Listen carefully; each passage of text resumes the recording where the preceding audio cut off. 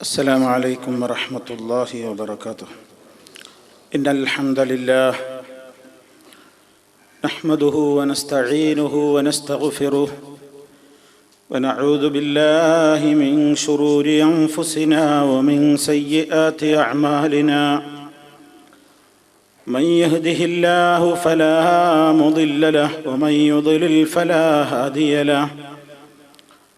وأشهد أن لا إله إلا الله وحده لا شريك له.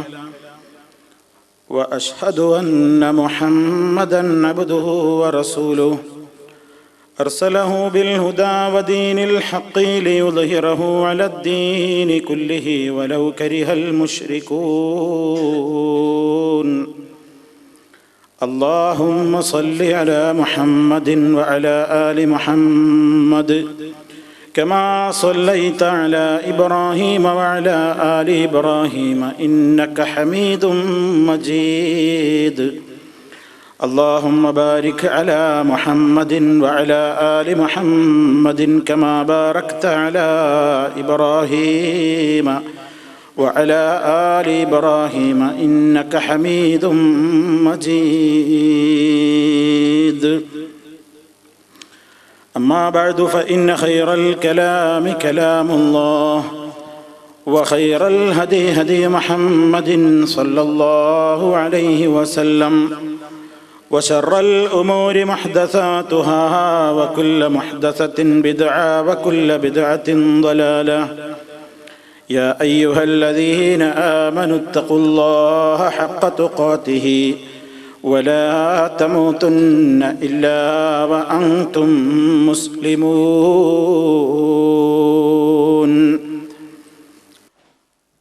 ജനാസയുമായി ബന്ധപ്പെട്ടുകൊണ്ട്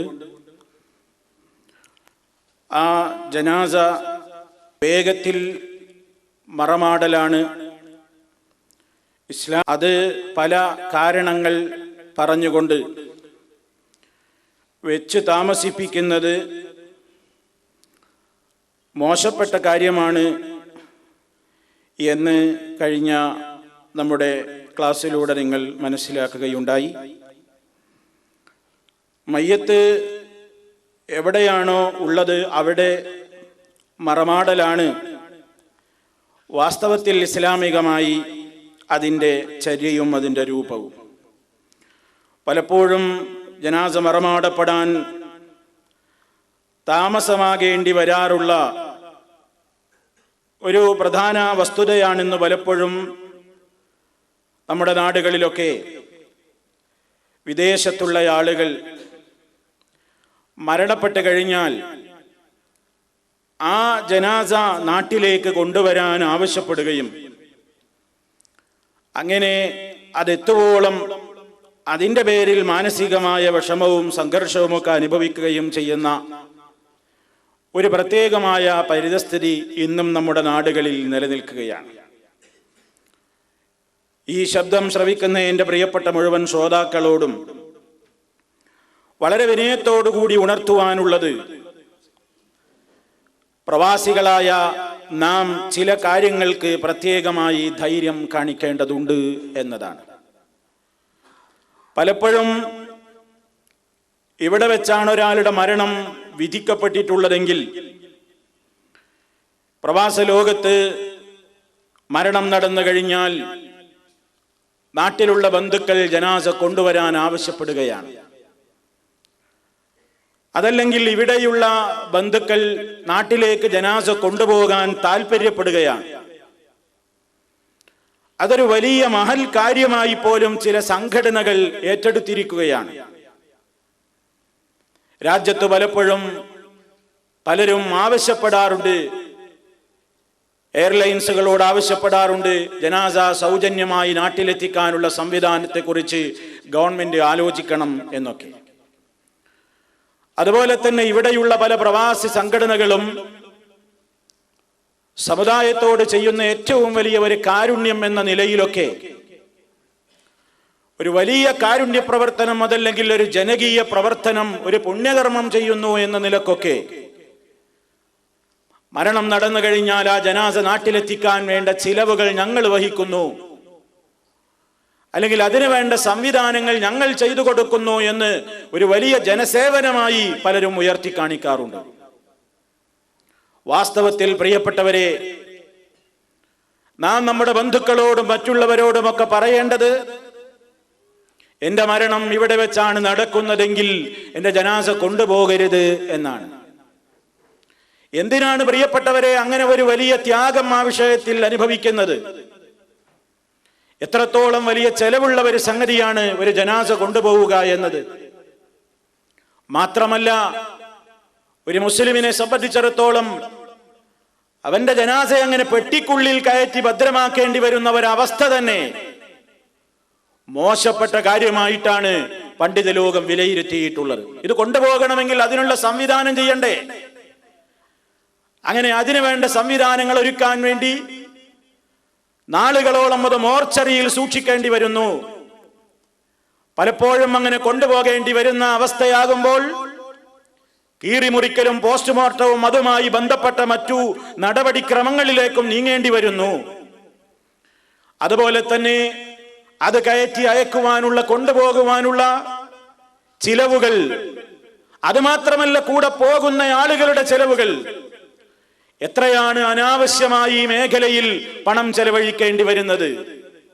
മാത്രമാണോ ചരക്കുകൾ കയറ്റുന്ന, ആ നിലക്ക് നമ്മുടെ ലഗേജുകൾ വെക്കുന്ന ആ രൂപത്തിലുള്ള ഒരു സംവിധാനത്തിലേക്ക് ഒരു മുസ്ലിമിന്റെ ജനാസ അങ്ങനെ ചരക്കുകളുടെ കൂട്ടത്തിൽ കൊണ്ടുപോകേണ്ടുന്ന ഒരു ലഗേജായി തരം താഴ്ത്തപ്പെടേണ്ടുന്ന ഒരവസ്ഥയിലേക്കാണ് നീങ്ങുന്നത്. പലരും ഇതൊന്നും ആലോചിക്കുന്നില്ല. കഷ്ടം, സങ്കടമാണത്. എന്തിനാണ് ഈ കൊണ്ടുപോക്ക്? എന്തിനാണ് കുടുംബങ്ങൾ ഈ ആവശ്യപ്പെടുന്നത്? എന്തിനാണ് ഇവിടെയുള്ള ബന്ധുക്കൾ ഇതിനു വേണ്ടി തിരക്ക് കൂട്ടുന്നത്?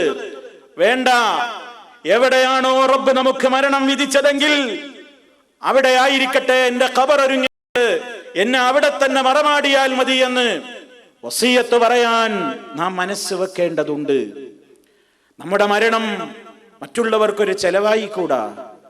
നമ്മുടെ മരണം മറ്റുള്ളവർക്ക് ഒരുപാട് ദിവസത്തെ മുഷിപ്പായി കൂടാ. ഈ ജനാസ കാത്തിരിക്കുകയാണ് സന്തപ്ത കുടുംബാംഗങ്ങളിൽ പലരും. എന്നിട്ട് അവിടെയും ആ വീട്ടിൽ ഈ ജനാസ എത്തുവോളം വലിയ വിഷമകരമായ സാഹചര്യമാണ്. അതുപോലെ എത്രയോ ദുരന്തങ്ങൾ, അനുഭവങ്ങൾ ആ വീട്ടിലും ആ കുടുംബങ്ങളും അനുഭവിച്ചു കൊണ്ടിരിക്കുകയാണ്. മയ്യത്ത് ഇവിടെയാണ്, ഇന്ന ദിവസമാണ്, ഇവിടെ പേപ്പറുകൾ ശരിയായി കിട്ടാൻ ഇന്നിവിടെ വർക്കിംഗ് ഡേ അല്ല, ഇവിടെ ഹോളിഡേ ആണ്, അതുകൊണ്ട് ഇന്ന ദിവസവും കാത്തിരിക്കണം, ഇത്ര ദിവസം കഴിഞ്ഞ് കാത്തിരിക്കണം. പിന്നെയും ലീവുകൾ വരുമ്പോൾ ചില പേപ്പർ നടപടിക്രമങ്ങളൊക്കെ ഇനിയും പൂർത്തിയായിട്ടില്ല, അതുകൊണ്ട് ഇനിയും താമസിക്കുമെന്നൊക്കെ നാട്ടിലേക്ക് ഫോൺ ചെയ്തും മറ്റും അറിയിക്കേണ്ടുന്ന ഗതികേട്. അവിടെ കുടുംബങ്ങൾ ഇങ്ങനെ അങ്കലാപ്പിലായി കാത്തിരിക്കേണ്ടുന്ന ഒരു ഗതികേട്. അങ്ങനെ ആ ഒരു മരണത്തിന്റെ പേരിൽ മാനസികമായും ശാരീരികമായും സാമ്പത്തികമായും ഒട്ടേറെ പ്രയാസങ്ങൾ ഒരുപാട് ആളുകൾ അനുഭവിക്കേണ്ടുന്ന ഒരു ദുരവസ്ഥയിലേക്ക് മുസ്ലിമേ നമ്മുടെ ജനാസ തരം താഴപ്പെട്ടുകൂടാ. ഇത് ഗൗരവത്തോടുകൂടെ മുസ്ലിമീങ്ങൾ ആലോചിക്കേണ്ടതാണ്. ഇങ്ങനെ ജനാസ വിദേശ രാജ്യത്ത് നിന്ന് സ്വദേശത്തേക്ക് വലിയ ദൂരത്തേക്ക് ഇങ്ങനെ നീക്കം ചെയ്യുന്നതിനെ കുറിച്ച് പണ്ഡിത ലോകത്ത് ഇന്നും ഇന്നലെയും ചർച്ചകൾ തുടങ്ങിയതല്ല. പണ്ടേ ഇതിനെ സംബന്ധിച്ചുള്ള ചർച്ചകളുണ്ട്. മഹാന്മാരായ പണ്ഡിതന്മാർ പ്രവാചകൻ സല്ലല്ലാഹു അലൈഹി വസല്ലമിന്റെ ഹദീസുകളുടെ വെളിച്ചത്തിൽ, അതുപോലെ തന്നെ അവർ മനസ്സിലാക്കിയ ഇസ്ലാമികമായ നടപടിക്രമങ്ങളുടെ വെളിച്ചത്തിൽ അവരെല്ലാം മനസ്സിലാക്കിയത് മരണം നടന്നിടത്ത് തന്നെ മറമാടലാണ് ഇസ്ലാമികമായ ചര്യ എന്നതാണ്.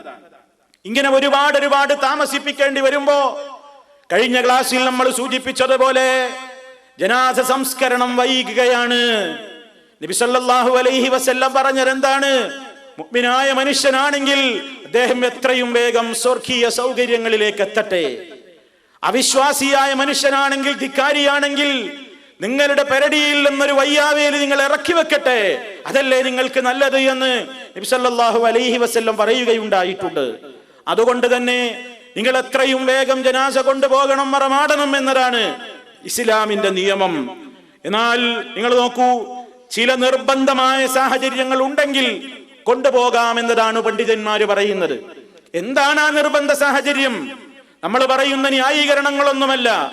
എന്റെ നാട്ടിലെ ആളുകൾക്ക് എന്റെ നാട്ടിലെ ആളുകൾക്കൊന്ന് കാണാൻ എന്റെ നാട്ടിൽ തന്നെയാവട്ടെ. ആ സ്വദേശ കൂറൊന്നുമല്ല മഹാന്മാരായ പണ്ഡിതന്മാർ കാരണം പറഞ്ഞത്.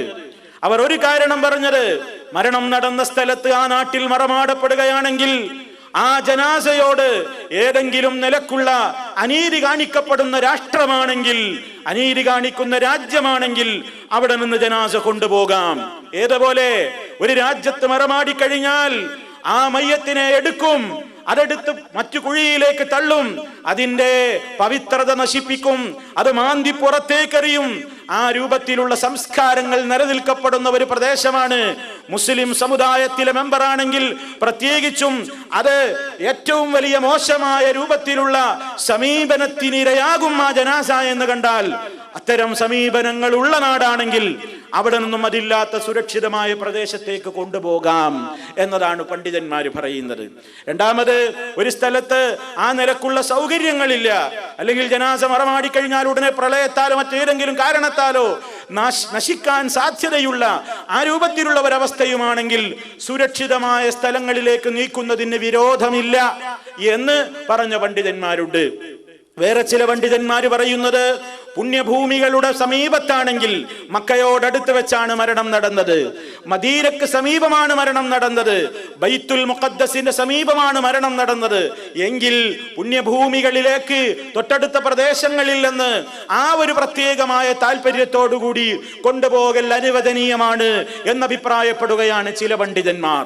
വേറെ ചില പണ്ഡിതന്മാർ പറയുന്നത് അതും വേണ്ടതില്ല, മദീനക്ക് പുറത്തോ മക്കക്ക് പുറത്തോ ഒക്കെ വെച്ച് മരണപ്പെട്ട എല്ലാ സ്വഹാബിമാരെയും നിങ്ങൾ മക്കയിലേക്ക് കൊണ്ടുവരൂ എന്നോ മദീനയിലേക്ക് കൊണ്ടുവരൂ എന്നോ മഹാനായ നബി സല്ലല്ലാഹു അലൈഹി വസല്ലം പറഞ്ഞിട്ടില്ലാത്തത് കൊണ്ട് ആ ഒരു പേരും അങ്ങനെ ഒരു സംസ്കാരവും ഒരു തുടർ നടപടികളായി സമൂഹം സ്വീകരിക്കേണ്ടതില്ല എന്ന വീക്ഷണവും പണ്ഡിത ലോകത്തുണ്ട്. ഈ നിലക്കുള്ള വീക്ഷണങ്ങളൊന്നുമല്ലാതെ നമ്മൾ ഇന്ന് പല ന്യായീകരണവും പറയുകയാണ്. ഉമ്മാക്കൊരു നോക്ക് കാണാനാണ്, ഭാര്യക്കൊരു നോക്ക് കാണാനാണ്, ഭർത്താവിനൊരു നോക്ക് കാണാനാണ്, മക്കൾക്കൊരു നോക്ക് കാണാനാണ് എന്നൊക്കെ പറഞ്ഞ് പ്രിയപ്പെട്ടവരെ, ഈ പെട്ടിയിലടച്ച് മരുന്നുമിട്ട് സൂക്ഷിച്ച് ഒരുപാട് പ്രത്യേകമായ അവസ്ഥയെ തരണം ചെയ്ത് ഐസ് പരുവത്തിലായി കഴിഞ്ഞ് നാളുകളോളം ഈ പെട്ടിക്കകത്ത് സൂക്ഷിക്കപ്പെട്ട് ഇവിടെയുള്ള നടപടിക്രമങ്ങളൊക്കെ പൂർത്തീകരിച്ചതിന്റെ ശേഷം ഫ്ലൈറ്റിൽ ഒരു ലഗേജിന്റെ സ്ഥാനത്ത് കയറ്റി അയക്കപ്പെട്ട് തുടർ നടപടികളും സമയങ്ങളും ഒക്കെ കഴിഞ്ഞ് നാട്ടിലേക്ക് എത്തിയിട്ട് ഒരു സെക്കൻഡ് നേരത്തെ ഒരു നോട്ടത്തിന് വേണ്ടി, അതും എല്ലാവർക്കും കാണാൻ കഴിയുമോ? ചില ബോഡി തുറന്നു വെച്ച് കഴിഞ്ഞാൽ ഇത്ര സെക്കൻഡേ വെക്കാൻ പാടുള്ളൂ എന്ന് പോലും നിയമങ്ങളുള്ള ആ നിലക്കുള്ള മൃതദേഹങ്ങളുണ്ട്, മയ്യത്തുകളുണ്ട്. എന്തിനീ വക രൂപത്തിലുള്ള ഒരവസ്ഥക്ക് മുസ്ലിം സമൂഹമേ നാം നിന്ന് കൊടുക്കണം. പല സാംസ്കാരിക സംഘടനകളും പല സമുദായ സ്നേഹികളും ഇതൊരു വലിയ കാരുണ്യമായി ഏറ്റെടുത്തുകൊണ്ട് പ്രവാസ ലോകത്ത് നിന്ന് ജനാസ കയറ്റി അയക്കാൻ എല്ലാ ചെലവുകളും ടിക്കറ്റുകളും ഞങ്ങൾ വഹിക്കും എന്നൊക്കെ പറയുന്നത് കേൾക്കുമ്പോ പലപ്പോഴും പൊതുജനം വിചാരിക്കുകയാണ് അങ്ങനെ ജനാസ കൊണ്ടുപോകുന്നത് വലിയ ഒരു പുണ്യകർമ്മമാണ്, ഒരു വലിയ സേവനമാണ് ഈ സംഘടനകളൊക്കെ ചെയ്യുന്നത് എന്ന് ആളുകൾ തെറ്റിദ്ധരിക്കുന്നു എന്നതുകൊണ്ട് തന്നെയാണ് പ്രിയപ്പെട്ടവരെ അതിന്റെ ഇസ്ലാമികമായ വീക്ഷണം ഈ ഉള്ളവന് നിങ്ങളുടെ ശ്രദ്ധയിൽപ്പെടുത്തേണ്ടി വന്നത്. അതുകൊണ്ട് പ്രിയപ്പെട്ടവരെ, എവിടെ വെച്ച് നാം മരിക്കുകയാണെങ്കിലും ഈമാനുള്ള മരണം അല്ലാഹു നമുക്ക് പ്രദാനം ചെയ്യുമാറാകട്ടെ. നാം പറയണം, മുമ്പേ പറയണം, ബന്ധുക്കളോട് പറയണം, അങ്ങനെ മരിച്ചാൽ നിങ്ങൾ മയ്യത്ത് കൊണ്ടുവരാൻ വാശി പിടിക്കരുത്. അവിടുന്ന് വാശി പിടിക്കുമ്പോഴാണ് അവിടുന്നുള്ള ആളുകൾ കുഴങ്ങുക. അങ്ങനെയാണ് ആളുകൾ കുഴങ്ങുന്നത്. അങ്ങനെ വാശി പിടിക്കരുത്, ബന്ധുക്കളെ ഈ കാര്യം അറിയിക്കേണ്ടതുണ്ട്. അങ്ങനെ നിങ്ങൾക്ക് എന്നോട് സ്നേഹമുണ്ടോ, എനിക്ക് ആത്മീയമായി ശാന്തി കിട്ടണമെന്ന് മോഹമുണ്ടോ, എനിക്ക് അല്ലാഹുവിന്റെ അടുക്കൽ ഏറ്റവും പുണ്യം കിട്ടാൻ നല്ലത് ഉടനെ തന്നെ ജനാസ മറമാടലാണ്. അതുകൊണ്ട് നിങ്ങൾ ചെയ്യേണ്ടത് ഇസ്ലാമികമായ ആ കാര്യത്തിന് മുൻതൂക്കം കൊടുക്കൽ. കഴിഞ്ഞ പ്രസംഗത്തിൽ സൂചിപ്പിച്ചതുപോലെ നാട്ടിൽ മരണം നടക്കുകയാണെങ്കിലും എത്ര ഉറ്റ ബന്ധുക്കളാണെങ്കിലും നാം ചെല്ലേണ്ടി വരുന്നത് കാരണത്താൽ ദിവസങ്ങളോളം ആ നിലക്ക് ജനാസ താമസിപ്പിക്കേണ്ട ഒരവസ്ഥക്കും കാരണമായി നിന്നുകൊടുക്കാൻ നമ്മൾ പാടില്ലെന്ന് നമ്മൾ സൂചിപ്പിച്ചില്ലേ? എത്രയും വേഗം ആ ജനാസ ഖബറിലാക്കാനുള്ള ഏർപ്പാടുകൾ ചെയ്യാനാണ് ഇസ്ലാമികമായി. അതാണ് ആ മയ്യിത്തിനോട് ചെയ്യുന്ന ഏറ്റവും വലിയ നീതി എന്നും ആ മയ്യിത്തിനോട് ചെയ്യുന്ന ഏറ്റവും വലിയ കാരുണ്യമെന്നും നമ്മൾ മനസ്സിലാക്കി കഴിഞ്ഞാൽ പിന്നെ ഞാൻ എത്തിയിട്ടല്ലാതെ ജനാസ തൊട്ടു പോകരുതെന്ന് പറയാനോ, ഞാൻ എത്തിയിട്ടല്ലാതെ ജനാസ ഖബറെടുക്കരുതെന്ന് പറയാനോ ഒരു ബന്ധുക്കളും തയ്യാറായിക്കൂടാ, അങ്ങനെ തയ്യാറാവുകയുമില്ല. ഇതിന്റെയൊന്നും ഗൗരവം ധരിപ്പിക്കപ്പെടുന്നില്ല, ഇതിന്റെയൊന്നും പ്രാധാന്യം ആളുകൾ മനസ്സിലാക്കുന്നില്ല. ഇതിലൊക്കെ അടങ്ങിയിട്ടുള്ള ഇസ്ലാമികമായ വീക്ഷണങ്ങളെ പറ്റി പലപ്പോഴും ഉത്ബോധിപ്പിക്കപ്പെടുന്നുമില്ല. അതുകൊണ്ട് പ്രിയപ്പെട്ടവരെ, ആ നിലക്കുള്ള ഒരവസ്ഥ ഇല്ലാതിരിക്കാനാണ് നമ്മൾ ശ്രദ്ധിക്കേണ്ടത്. നിങ്ങൾ നോക്കൂ, ഉഹദ് യുദ്ധക്കളത്തിൽ വഫാത്തായി വീണ് കഴിഞ്ഞ, ഷഹീദായി വീണ് കഴിഞ്ഞ ആ ജനാസകളെ മദീനയിലേക്ക് കൊണ്ടുവരാൻ വേണ്ടി അവിടെ നിന്ന് നബി സല്ലല്ലാഹു അലൈഹി വസല്ലം അതാ ആ ഉഹദ് യുദ്ധക്കളത്തിൽ നിന്ന് പുറത്തേക്ക് കൊണ്ടുവരാൻ വേണ്ടി ചില സ്വഹാബിമാർ ഉദ്ദേശിച്ചപ്പോൾ നബി സല്ലല്ലാഹു അലൈഹി വസല്ലമിന്റെ വിളിച്ചു പറയുന്ന ദൂതനതാ അവരോട് വിളിച്ചു പറയുകയാണ്, അവർ വധിക്കപ്പെട്ട് കിടന്ന സ്ഥലത്ത്, അവർ മരിച്ച സ്ഥലത്ത് അവിടെ തന്നെ അവരുടെ ഖബർ ഒരുക്കുക, അവിടെ തന്നെ അവരെ മറമാടുക എന്ന്. ഈ സംഭവം റിപ്പോർട്ട് ചെയ്തിട്ട് ചില പണ്ഡിതന്മാർ പറഞ്ഞു, അത് ശുഹദാക്കൾക്ക് മാത്രമുള്ള പ്രത്യേകതയാണ്. എന്നാൽ മറ്റുള്ളവരെ സംബന്ധിച്ചിടത്തോളം അങ്ങനെ ജനാസ മറ്റു സ്ഥലത്തേക്ക് കൊണ്ടുപോകുന്നതിന് വിരോധമില്ല എന്നഭിപ്രായപ്പെട്ടപ്പോൾ പല പണ്ഡിതന്മാരും പറയുന്നത് അല്ല, അടിസ്ഥാനം തന്നെ അങ്ങനെ നീക്കരുത് എന്നാണ്. മറിച്ചെവിടെയാണോ മരണപ്പെട്ടത് ആ പ്രദേശത്ത് തന്നെയാകലാണ് വേണ്ടത്. അനിവാര്യമായ കാരണങ്ങളുണ്ടെങ്കിലല്ലാതെ നീക്കപ്പെടരുത്. എന്താണ് അനിവാര്യമായ കാരണങ്ങൾ എന്ന് തുടക്കത്തിലെ നമ്മൾ സൂചിപ്പിച്ചു കഴിഞ്ഞല്ലോ.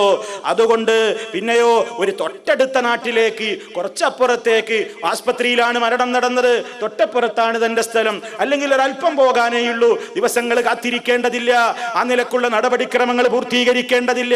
അങ്ങനെയൊക്കെയുള്ള സംവിധാനങ്ങളാണെങ്കിൽ അതിന് വിരോധമില്ല എന്ന് പണ്ഡിതന്മാർ പറയുന്നുമുണ്ട്. അപ്പൊ പ്രിയപ്പെട്ടവരെ, അതല്ലെങ്കിൽ ആളുകൾ ചോദിക്കും, മെഡിക്കൽ കോളേജ് കോഴിക്കോട് നിന്ന് മരിച്ച ഒരാളുടെ ജനാസ നാട്ടിലേക്ക് കൊണ്ടുവന്നുകൂടാ എന്നുണ്ടോ? ആ രൂപത്തിലുള്ള കാര്യങ്ങളെയാണ് പണ്ഡിതന്മാർ പറഞ്ഞത്. ഒരു നാട്ടിൽ തൊട്ടടുത്ത പ്രദേശത്തേക്ക് അങ്ങനെ കൊണ്ടുപോകുന്നതും നീക്കുന്നതുമൊന്നും വിരോധിക്കപ്പെട്ട സംഗതിയല്ല. അതേ അവസരത്തിൽ നിങ്ങൾ നോക്കൂ, നാളുകളോളം കാത്തിരുന്ന്, അതല്ലെങ്കിൽ മരണം നടന്നു കഴിഞ്ഞ് ഇവിടെ നിന്ന് കൊണ്ടുപോകുവാനുള്ള വലിയ ചെലവുകളും സംവിധാനങ്ങളും ഒക്കെ ഒരുക്കേണ്ടതിന്റെ പേരിൽ ഒരുപാട് ജനാസ താമസിപ്പിക്കപ്പെടുകയും അതിന്റെ പേരിൽ കുടുംബങ്ങളും ബന്ധുക്കളും ഒക്കെ മുഷിഞ്ഞു കഴിഞ്ഞുകൂടേണ്ടി വരികയും മാനസികമായും ശാരീരികമായും ഒക്കെ ഒരുപാട് പ്രയാസങ്ങൾക്ക് കാരണമാവുകയും ചെയ്യുന്ന അത്തരത്തിലുള്ള കാര്യങ്ങൾക്ക് നിന്നു കൊടുക്കരുത്.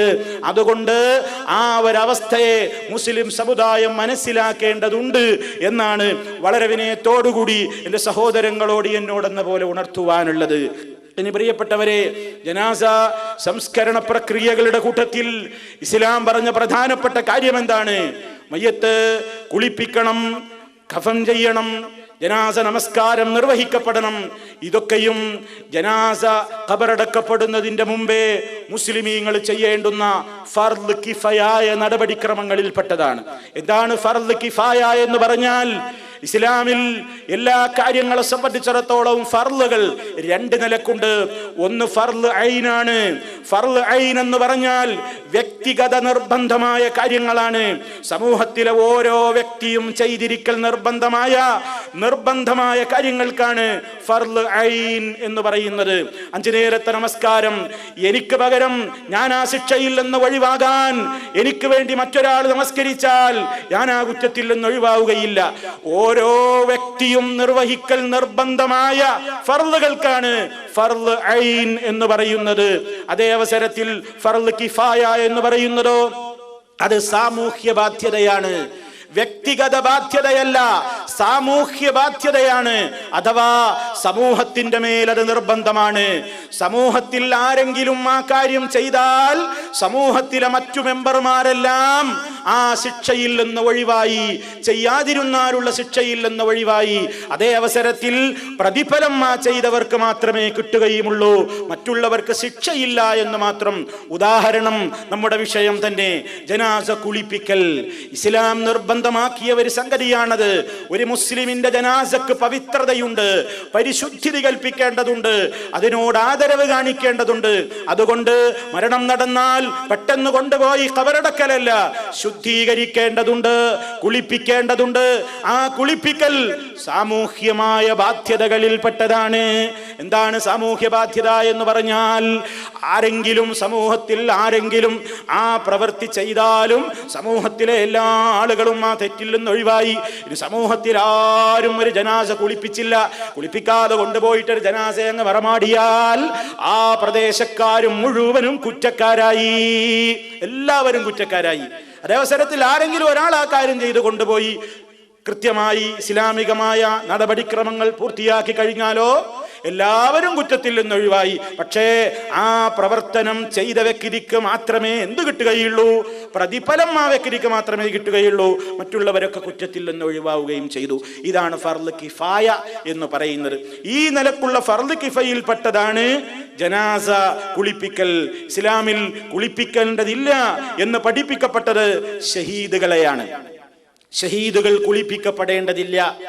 അവർ മരണപ്പെട്ട അവരുടെ ശരീരത്തിൽ ഒഴുകിക്കൊണ്ടിരിക്കുന്ന രക്തത്തോടെ ആ ഒരവസ്ഥയിൽ തന്നെയാണ് സല്ലല്ലാഹു അലൈഹി വസല്ലം അതാ അവിടുത്തെ കാലത്ത് ഷഹീദുകളായി അതാ വീണ് കിടക്കുന്ന സ്വഹാബിമാരെ സംബന്ധിച്ച് മറ്റു സ്വഹാബിമാരോട് പറയുകയാണ്, നിങ്ങളവരെ ഇദ്ഫനൂഹും ഫീ ദിമാഇഹിം, അവരുടെ രക്തങ്ങളിലായിക്കൊണ്ട് തന്നെ, രക്തം അവരുടെ ശരീരത്തിലും വസ്ത്രത്തിലുമൊക്കെ പുരണ്ട നിലക്ക് തന്നെ അത് ശുദ്ധീകരിക്കേണ്ടതില്ല, അങ്ങനെ തന്നെ നിങ്ങൾ മറമാടൂ. കാരണം അങ്ങനെ അള്ളാന്റെ മാർഗത്തിൽ മുറിവ് പറ്റിയിട്ട് ഭൂമിയിലേക്കതാ രക്തം ചിന്തപ്പെട്ടുകൊണ്ട് മരണപ്പെട്ടിട്ടുള്ള ആളുകൾ അവരതാ നാളെ പരലോകത്ത് മഹ്ശറിൽ അവർ ഉയർത്തെഴുന്നേൽപ്പിക്കപ്പെടുന്ന ഘട്ടത്തിൽ അതാ അന്നും അന്ത്യനാളിലും അവരുടെ മുറിവുകളിൽ നിന്ന് യദുമാ വജുറുഹു യൗമൽ ഖിയാമത്തി യദുമാ,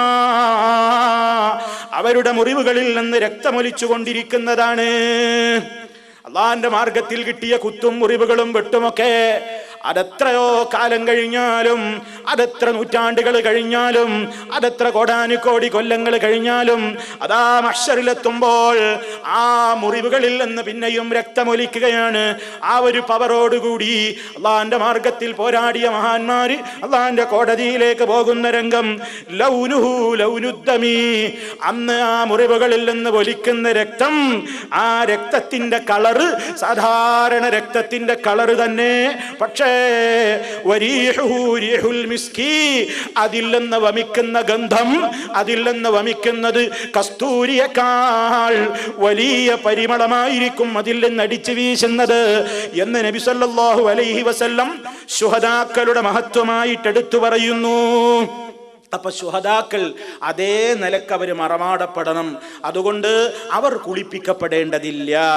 ഇസ്ലാമികമായിട്ടുള്ള നിയമമനുസരിച്ച് സാധാരണഗതിയിൽ ഒരു പുരുഷന്റെ ജനാസ കുളിപ്പിക്കേണ്ടത് പുരുഷന്മാരാണ്, സ്ത്രീയുടെ ജനാസ കുളിപ്പിക്കേണ്ടത് സ്ത്രീകളുമാണ്. എന്നാൽ ഇതിൽ നിന്ന് ചില ഒഴിവുകൾ ഇസ്ലാമിലുണ്ട്. ഭാര്യക്ക് ഭർത്താവിനെ കുളിപ്പിക്കാവുന്നതാണ്, അതുപോലെ തന്നെ ഭർത്താവിന് ഭാര്യയെയും കുളിപ്പിക്കാവുന്നതാണ്. പക്ഷേ പലപ്പോഴും പ്രിയപ്പെട്ടവരെ, ഒരു ജനാസ കാണുന്നത് പോലും ഭാര്യയുടെ മയ്യത്ത് ഭർത്താവ് കണ്ടുകൂടാ എന്നൊക്കെ വിശ്വസിക്കുന്ന ചില ആളുകളുണ്ട്. ചില മദ്ഹബിൽ അങ്ങനെ ചില അഭിപ്രായങ്ങളുമുണ്ട്. പ്രിയപ്പെട്ടവരെ, പണ്ഡിത ലോകത്തുള്ള അഭിപ്രായങ്ങളിൽ മനുഷ്യന്മാര് അവരവർക്ക് കിട്ടുന്ന തെളിവുകളുടെയും പ്രമാണങ്ങളുടെയും അവരവരുടെ ചിന്തകളുടെയും അവരവരുടെ ഗവേഷണത്തിന്റെ ആ മേഖലയിലൂടെയും ഒക്കെ ചിന്തിക്കുമ്പോ അവരവർക്ക് പറ്റുന്ന ചില അബദ്ധങ്ങളുണ്ട്. അത് ആ അബദ്ധങ്ങളെന്ന് മനസ്സിലായി കഴിഞ്ഞാൽ പിന്തുടരപ്പെടേണ്ടവയല്ല. അങ്ങനെ പല പണ്ഡിതന്മാർക്കും പല അഭിപ്രായങ്ങളും ഉണ്ടായേക്കാം. കാരണം മരണം നടന്നതോടുകൂടി അതാ നിക്കാഹ് ബന്ധം മുറിയുകയാണ്.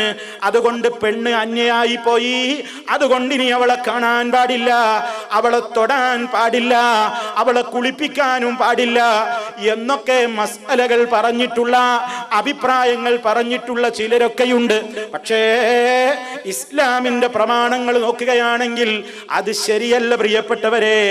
മഹാനായ നബി സല്ലല്ലാഹു അലൈഹി വസല്ലം തന്നെ അതാ ഒരു ജനാസ നമസ്കാരം, ഒരു ജനാസ ഖബറടക്കി കഴിഞ്ഞിട്ട് അതാ ബഖീഹിൽ നിന്ന് മടങ്ങി വീട്ടിലേക്ക് എത്തിയപ്പോ അതാ ആയിഷ റളിയല്ലാഹു തആല അൻഹ വാറസാ, എന്റെ തല എന്ന് പറഞ്ഞ് കടുത്ത തലവേദന അനുഭവിച്ചുകൊണ്ട് വിഷമം കാണിക്കുകയാണ്.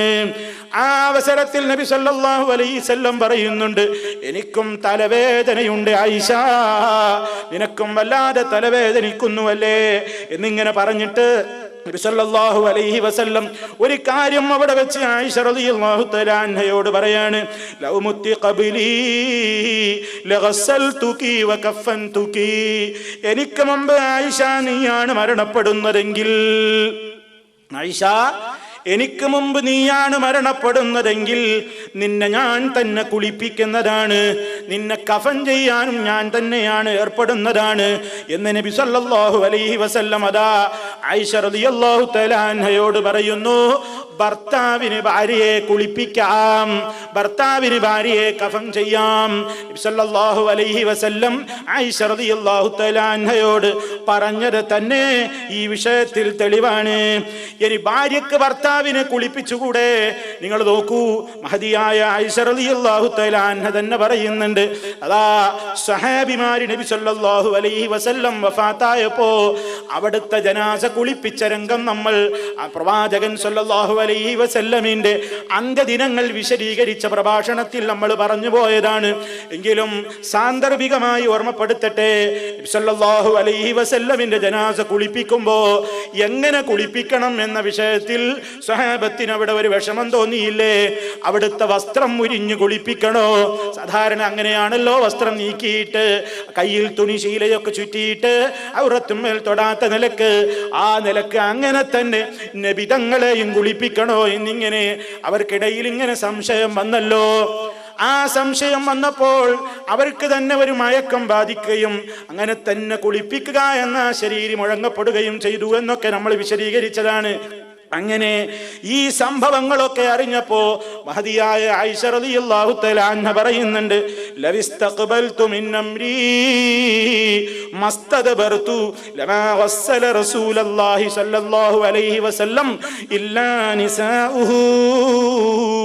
കാര്യങ്ങളിൽ വെച്ച് വൈകി മനസ്സിലാക്കിയ കാര്യങ്ങൾ മുമ്പേ എനിക്കറിയാമായിരുന്നുവെങ്കിൽ, മുമ്പേ എനിക്ക് ചില കാര്യങ്ങൾ, ഇപ്പൊ മനസ്സിലായ കാര്യങ്ങൾ മുമ്പ് എനിക്കറിയാമായിരുന്നുവെങ്കിൽ അല്ലാഹുവിന്റെ റസൂലിനെ അവിടുത്തെ ഭാര്യമാരല്ലാതെ കുളിപ്പിക്കുമായിരുന്നില്ല.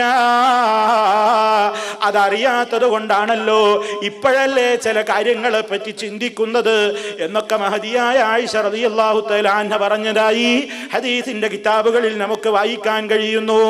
അപ്പൊ നോക്കൂ നിങ്ങൾ, പ്രവാചകൻ സല്ലല്ലാഹു അലൈഹി വസല്ലമിന്റെ ഭാര്യമാരും അങ്ങനെ തന്നെ ആ നിലക്ക് കാര്യങ്ങൾ മനസ്സിലാക്കി.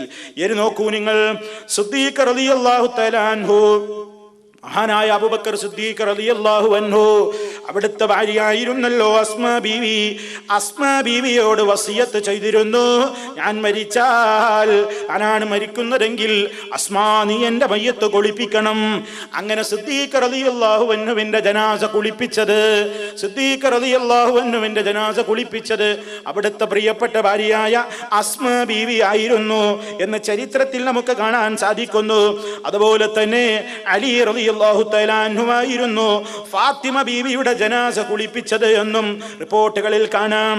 ഈ സംഭവങ്ങളൊക്കെ ഉദ്ധരിച്ചിട്ട് പണ്ഡിതന്മാര് അവരുടെ വിവിധങ്ങളായ ഗ്രന്ഥങ്ങളിൽ ഈ സംഭവം പറഞ്ഞിടത്ത് മുഴുവനും പണ്ഡിതന്മാര് രേഖപ്പെടുത്തുന്ന ഒരു കാര്യമുണ്ട്. എന്താണ്? വലം യഖൽ മിൻ സായിരി സ്വഹാബതി ഇൻകാറുൻ അലാ അലി വഅസ്മാ ഫകാന ഇജ്മാ. അലി റളിയല്ലാഹു തആല അൻഹുവിന്റെ ഈ സംഭവവും അതുപോലെ തന്നെ അസ്മാ ബീവി കാണിച്ച ഈ സംഭവവുമൊക്കെ സ്വഹാബിമാര് മറ്റുള്ളവരൊക്കെ മനസ്സിലാക്കിയവരാണ്, അവരൊക്കെയും അതറിഞ്ഞവരാണ്. എന്നിട്ട് ഒരൊറ്റ സ്വഹാബിയും യാതൊരു നിലക്കുള്ള എതിർപ്പും അലി റളിയല്ലാഹു അൻഹു ഫാത്തിമ ബീവിയെ കുളിപ്പിച്ചതിലോ അതല്ലെങ്കിൽ അസ്മാ ബീവി സിദ്ദീഖുൽ അക്ബർ റളിയല്ലാഹു അൻഹുവിന്റെ ജനാസ കുളിപ്പിച്ചതിലോ സ്വഹാബിമാരാരും ഒരു എതിർപ്പും പറഞ്ഞിട്ടില്ലാത്തത് കൊണ്ട് ഫകാന ഇജ്മാ, സഹാബിമാർക്കിടയിൽ ആ വിഷയത്തിൽ ഐക്യീകൃതമായ രൂപമാണുള്ളത്. അവരുടെ ഇജ്മാ വിഷയത്തിൽ അങ്ങനെയാണ് എന്ന് പണ്ഡിതന്മാർ രേഖപ്പെടുത്തുന്നു. അപ്പൊ നോക്കൂ നിങ്ങൾ, പുരുഷനെ പുരുഷൻ കുളിപ്പിക്കുക, സ്ത്രീയെ സ്ത്രീ കുളിപ്പിക്കുക എന്ന പൊതു നിയമത്തിൽ നിന്ന് ഭർത്താവിന് ഭാര്യയെ കുളിപ്പിക്കാം, ഭാര്യക്ക് ഭർത്താവിനെയും കുളിപ്പിക്കാം, ആ നിലക്കുള്ള നിയമം ഒഴിവാണ്. അങ്ങനെ ചെയ്യാം, ധൈര്യമുണ്ടെങ്കിൽ, അറിവുണ്ടെങ്കിൽ. ഇന്നത്തെ സ്ഥിതി എന്താണ്? അങ്ങനെ ആർക്കെങ്കിലും ധൈര്യം ഉണ്ടാവോ? ഭർത്താവ് മരിച്ചു എന്ന് കേൾക്കുമ്പോഴേക്ക് ഒരു ഭാഗത്ത് സ്ത്രീ അവിടെ തളർന്നു, അല്ലെങ്കിൽ ഭാര്യ മരിച്ചു എന്ന് കേൾക്കുമ്പോഴേക്ക് ഭർത്താവ് ഒരു ഭാഗത്ത് വളരെ പ്രയാസത്തിലായി. കുളിപ്പിക്കാനും മറ്റു കാര്യങ്ങളൊക്കെ, അതൊക്കെ പ്രിയപ്പെട്ടവരെ, അങ്ങനെ ഏറ്റവും ഒറ്റ ബന്ധുക്കളും സ്നേഹമുള്ളവരും ഒക്കെ ജനാസ കുളിപ്പിക്കാൻ ധൈര്യം കാണിക്കേണ്ടതുണ്ട് എന്നാണ് നമ്മൾ മനസ്സിലാക്കേണ്ടത്. കാരണം ജനാസ കുളിപ്പിക്കുമ്പോൾ പല കാര്യങ്ങളും അതിലുണ്ട്. ആ രൂപത്തിലുള്ള എന്തൊക്കെ കാര്യങ്ങൾ എങ്ങനെയൊക്കെ എന്ന് ഒരാൾ അറിയണ്ട, അതൊരാൾ മനസ്സിലാക്കണ്ട. അതുകൊണ്ട് തന്നെ ഉറ്റവരായ ആളുകൾ കുളിപ്പിക്കുകയാണെങ്കിൽ അത് തന്നെയാണ് വേണ്ടത്. അതിന് സംബന്ധമായ കാര്യങ്ങളെ സംബന്ധിച്ചുള്ള അറിവുകളൊക്കെ നമ്മൾ നേടിയിരിക്കേണ്ടതുണ്ട്. പ്രിയപ്പെട്ടവരെ, കുളിപ്പിക്കുന്ന ആളുകൾ ശ്രദ്ധിക്കേണ്ടുന്ന ചില പ്രധാനപ്പെട്ട കാര്യങ്ങളുണ്ട്. ഒന്ന്, അവർ മനസ്സിലാക്കണം, ഈ ജനാസ കുളിപ്പിക്കുക എന്ന് പറയുന്നത് ഒരു മഹത്തായ കാര്യമാണ്. അതിന് അല്ലാഹുവിന്റെ അടുക്കൽ നിന്ന് എനിക്ക് വലിയ പ്രതിഫലം കിട്ടണം.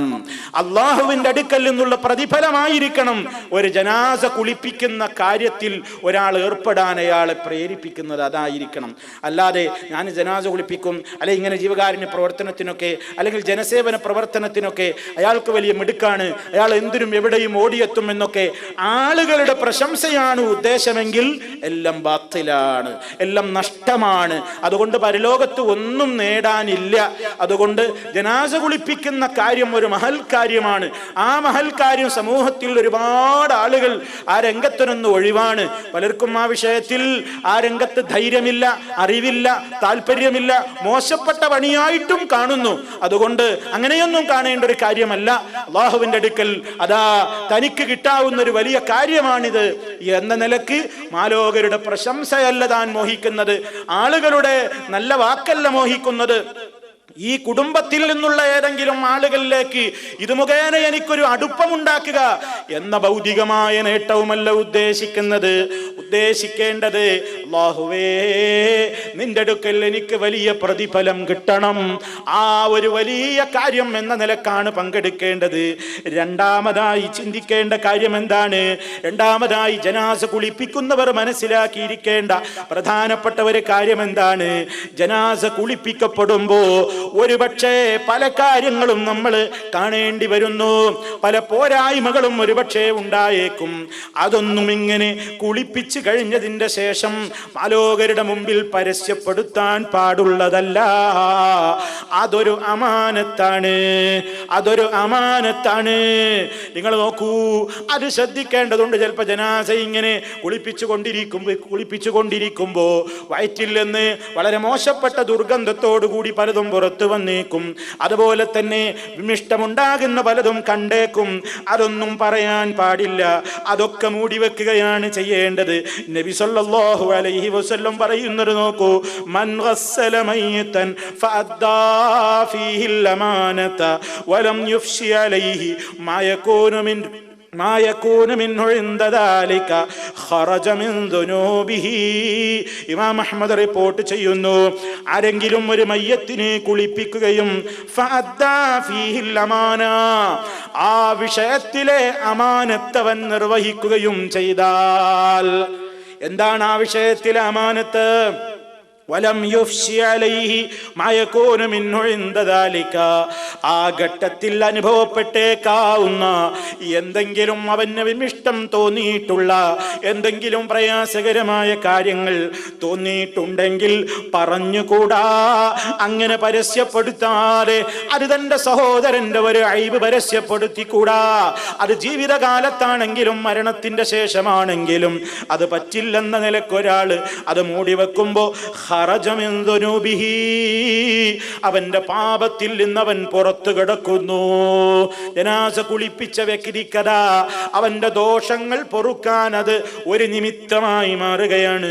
നബി സല്ലല്ലാഹു അലൈഹി വസല്ലം പറഞ്ഞില്ലേ, മൻ സതറ മുസ്ലിമാ, ഒരു മുസ്ലിമിന്റെ പോരായ്മകൾ ആരെങ്കിലും അത് മൂടി വെക്കുകയാണെങ്കിൽ, നമ്മളൊരു മുസ്ലിമിന്റെ പോരായ്മ അറിഞ്ഞു, ദൗർബല്യത്തോടുകൂടി ഒരാളിൽ എന്തോ സംഭവിച്ചതാണ്, അത് നമ്മൾ മാലോകരോട് പാടി നടക്കാതെ, അത് മറ്റുള്ളവരുടെ മുമ്പിൽ പറഞ്ഞ മനുഷ്യനെ അവഹേളിക്കാതെ, ഒരു മുസ്ലിമാണ്, ഒരു മുത്തഖിയായ മനുഷ്യനാണ്, ആ മനുഷ്യന്റെ മാനുഷികമായ നിലക്കുള്ളവരെ പോരായ്മ നമ്മൾ മറച്ചു വെക്കുകയാണെങ്കിലോ, സതറഹുല്ലാഹു യൗമൽ ഖിയാമ, അന്ത്യനാളിൽ ഈ മനുഷ്യന്റെ പോരായ്മകൾ, അതാ കോടാനുകോടി മനുഷ്യന്മാര് കാണേണ്ടി വരുന്ന പോരായ്മകൾ, കോടാനുകോടി മനുഷ്യന്മാര് മഹ്ശറിൽ അറിയേണ്ടി വരുന്ന ഓമരുടെ ഓരോരുത്തരുടെയും ന്യൂനതകളതാ അല്ലാഹു ഈ ഒരു കാര്യം അവൻ മറച്ചു വെച്ചതിന്റെ പേരിൽ മറച്ചു വെക്കുന്നതാണ്.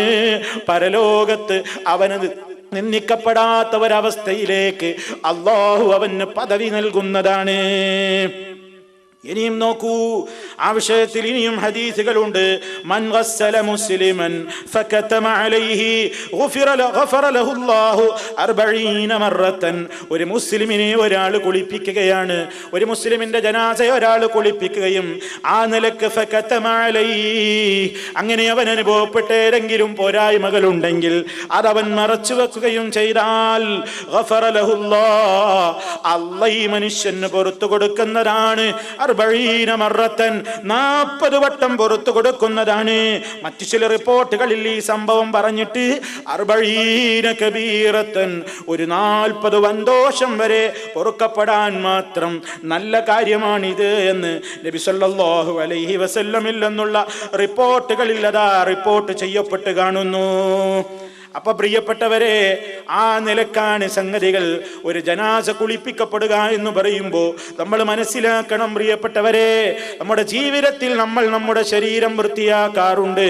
നമ്മൾ ഓരോ കുളി കഴിയുന്ന നേരത്തും നമ്മൾ ബാത്റൂമിൽ നിന്നോ പുഴയിൽ വെച്ചോ എവിടെ വെച്ചാണെങ്കിലും നമ്മൾ ഇങ്ങനെ ശരീരത്തിൽ ഇങ്ങനെ സോപ്പ് തേച്ച് വളരെ ഭംഗിയായി ശരീരം ഇങ്ങനെ അഴുക്ക് വൃത്തിയാക്കി കൊണ്ടിരിക്കുന്ന നേരത്ത്, ഓ പ്രിയപ്പെട്ട മുസ്ലിമേ, നമ്മുടെ മനസ്സിലൊരു ഓർമ്മ വരണം, ഇതൊരു പക്ഷേ എൻ്റെ ജീവിതത്തിലെ അവസാനത്തെ കുളിയായിരിക്കും, ഞാൻ എൻ്റെ ശരീരം കഴുകുന്ന അവസാന ചാൻസ് ആയിരിക്കാം ഇത് എന്ന്. ഓരോ ഘട്ടത്തിലും നമ്മൾ കുളിക്കുമ്പോൾ മരണത്തെക്കുറിച്ചുള്ള ഓർമ്മ നമുക്ക് വരണ്ടേ? നിങ്ങൾ നോക്കൂ, ആ ഒരവസ്ഥ എന്താണ്? അതാ മറ്റൊരാളുകളുടെ മുമ്പിൽ നമ്മൾ കടന്നു കൊടുക്കേണ്ടി വരുന്ന അവസ്ഥ, ഒന്നിനും കഴിയാത്ത അവസ്ഥ, നമ്മുടെ ജീവൻ വേർപെട്ട് കഴിഞ്ഞ് ആ ശരീരം എന്തൊക്കെ പോരായ്മകളുള്ള ശരീരമാണ്, എങ്ങനെയൊക്കെ മൂടിവെച്ച ശരീരമാണ്, എത്ര ലേപനങ്ങൾ പുരട്ടി വൃത്തിയാക്കിയ ശരീരമാണ്, അതാ കുളിപ്പിക്കപ്പെടുകയാണ്. ഇങ്ങനെ ഒരവസ്ഥ എനിക്കും വരാനുണ്ടല്ലോ. അയ്ബുണ്ടാകരുത് റബ്ബേ, ഞാൻ എൻ്റെ ഈ മാനികമായ അവസ്ഥയിലേക്ക് ഞാൻ ഉയരലാണ്, ഞാൻ വളരലാണ്, ഞാൻ നന്നാവലാണ്.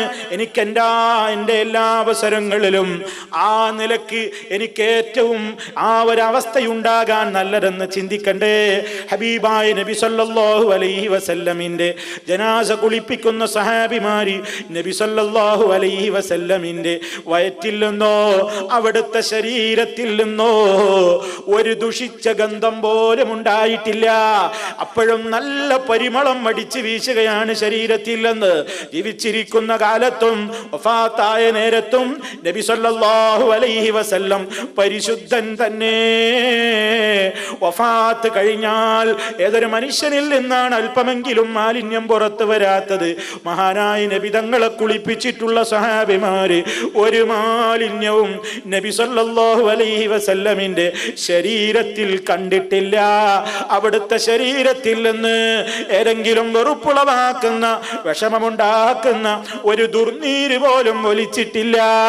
ജീവിതകാലത്തും പവിത്രത തന്നെ, മരണശേഷവും ഹബീബായ നബി സല്ലല്ലാഹു അലൈഹി വസല്ലം പരിശുദ്ധൻ തന്നെ. അത് നബി തങ്ങൾക്ക് അല്ലാഹു കൊടുത്തിട്ടുള്ള വലിയ ഫضലാണ്. ആ നബി സല്ലല്ലാഹു അലൈഹി വസല്ലം അവിടുത്തെ ഈമാനിന്റെ അത്യുന്നതി, വലിയ വലിയ പദവി, സ്വർഗലോകത്തേക്ക് ഉയരുന്ന പദവി. നോക്കൂ പ്രിയപ്പെട്ടവരെ, പ്രിയപ്പെട്ടവരെ, നമ്മുടെ ജീവിതത്തിൽ നമ്മൾ ഇങ്ങനെ ജനാസ കുളിപ്പിക്കുന്ന രംഗം നമുക്ക് ഓർമ്മ വരേണ്ടതുണ്ട്. നമ്മളിങ്ങനെ നമ്മൾ നമ്മുടെ ശരീരത്തെ കഴുകുമ്പോ, കുളിപ്പിക്കുമ്പോ എത്രയോ ആളുകളതാ പെട്ടെന്ന് മരിക്കുമ്പോ അവരും ഇതുപോലെ ഒരിക്കൽ കുളിച്ച് ബാത്റൂമിൽ നിന്ന് തോർത്തി അതുപോലെ തന്നെ വസ്ത്രമെടുത്ത് പുറത്തിറങ്ങിയവരാണ്. അപ്പോഴും നമ്മൾ ചിന്തിച്ചിട്ടില്ല ഇതെന്റെ അവസാനത്തെ വെള്ളമൊഴിക്കലാണ് എന്ന് നമ്മൾ ഓർത്തിട്ടില്ലല്ലോ. പലപ്പോഴും ആ ഒരു ഓർമ്മയും നമ്മുടെ മനസ്സിൽ ഉണ്ടാകുന്നത് നല്ലതാണ്. കാരണം എന്തെന്നല്ലേ, അക്സിറൂ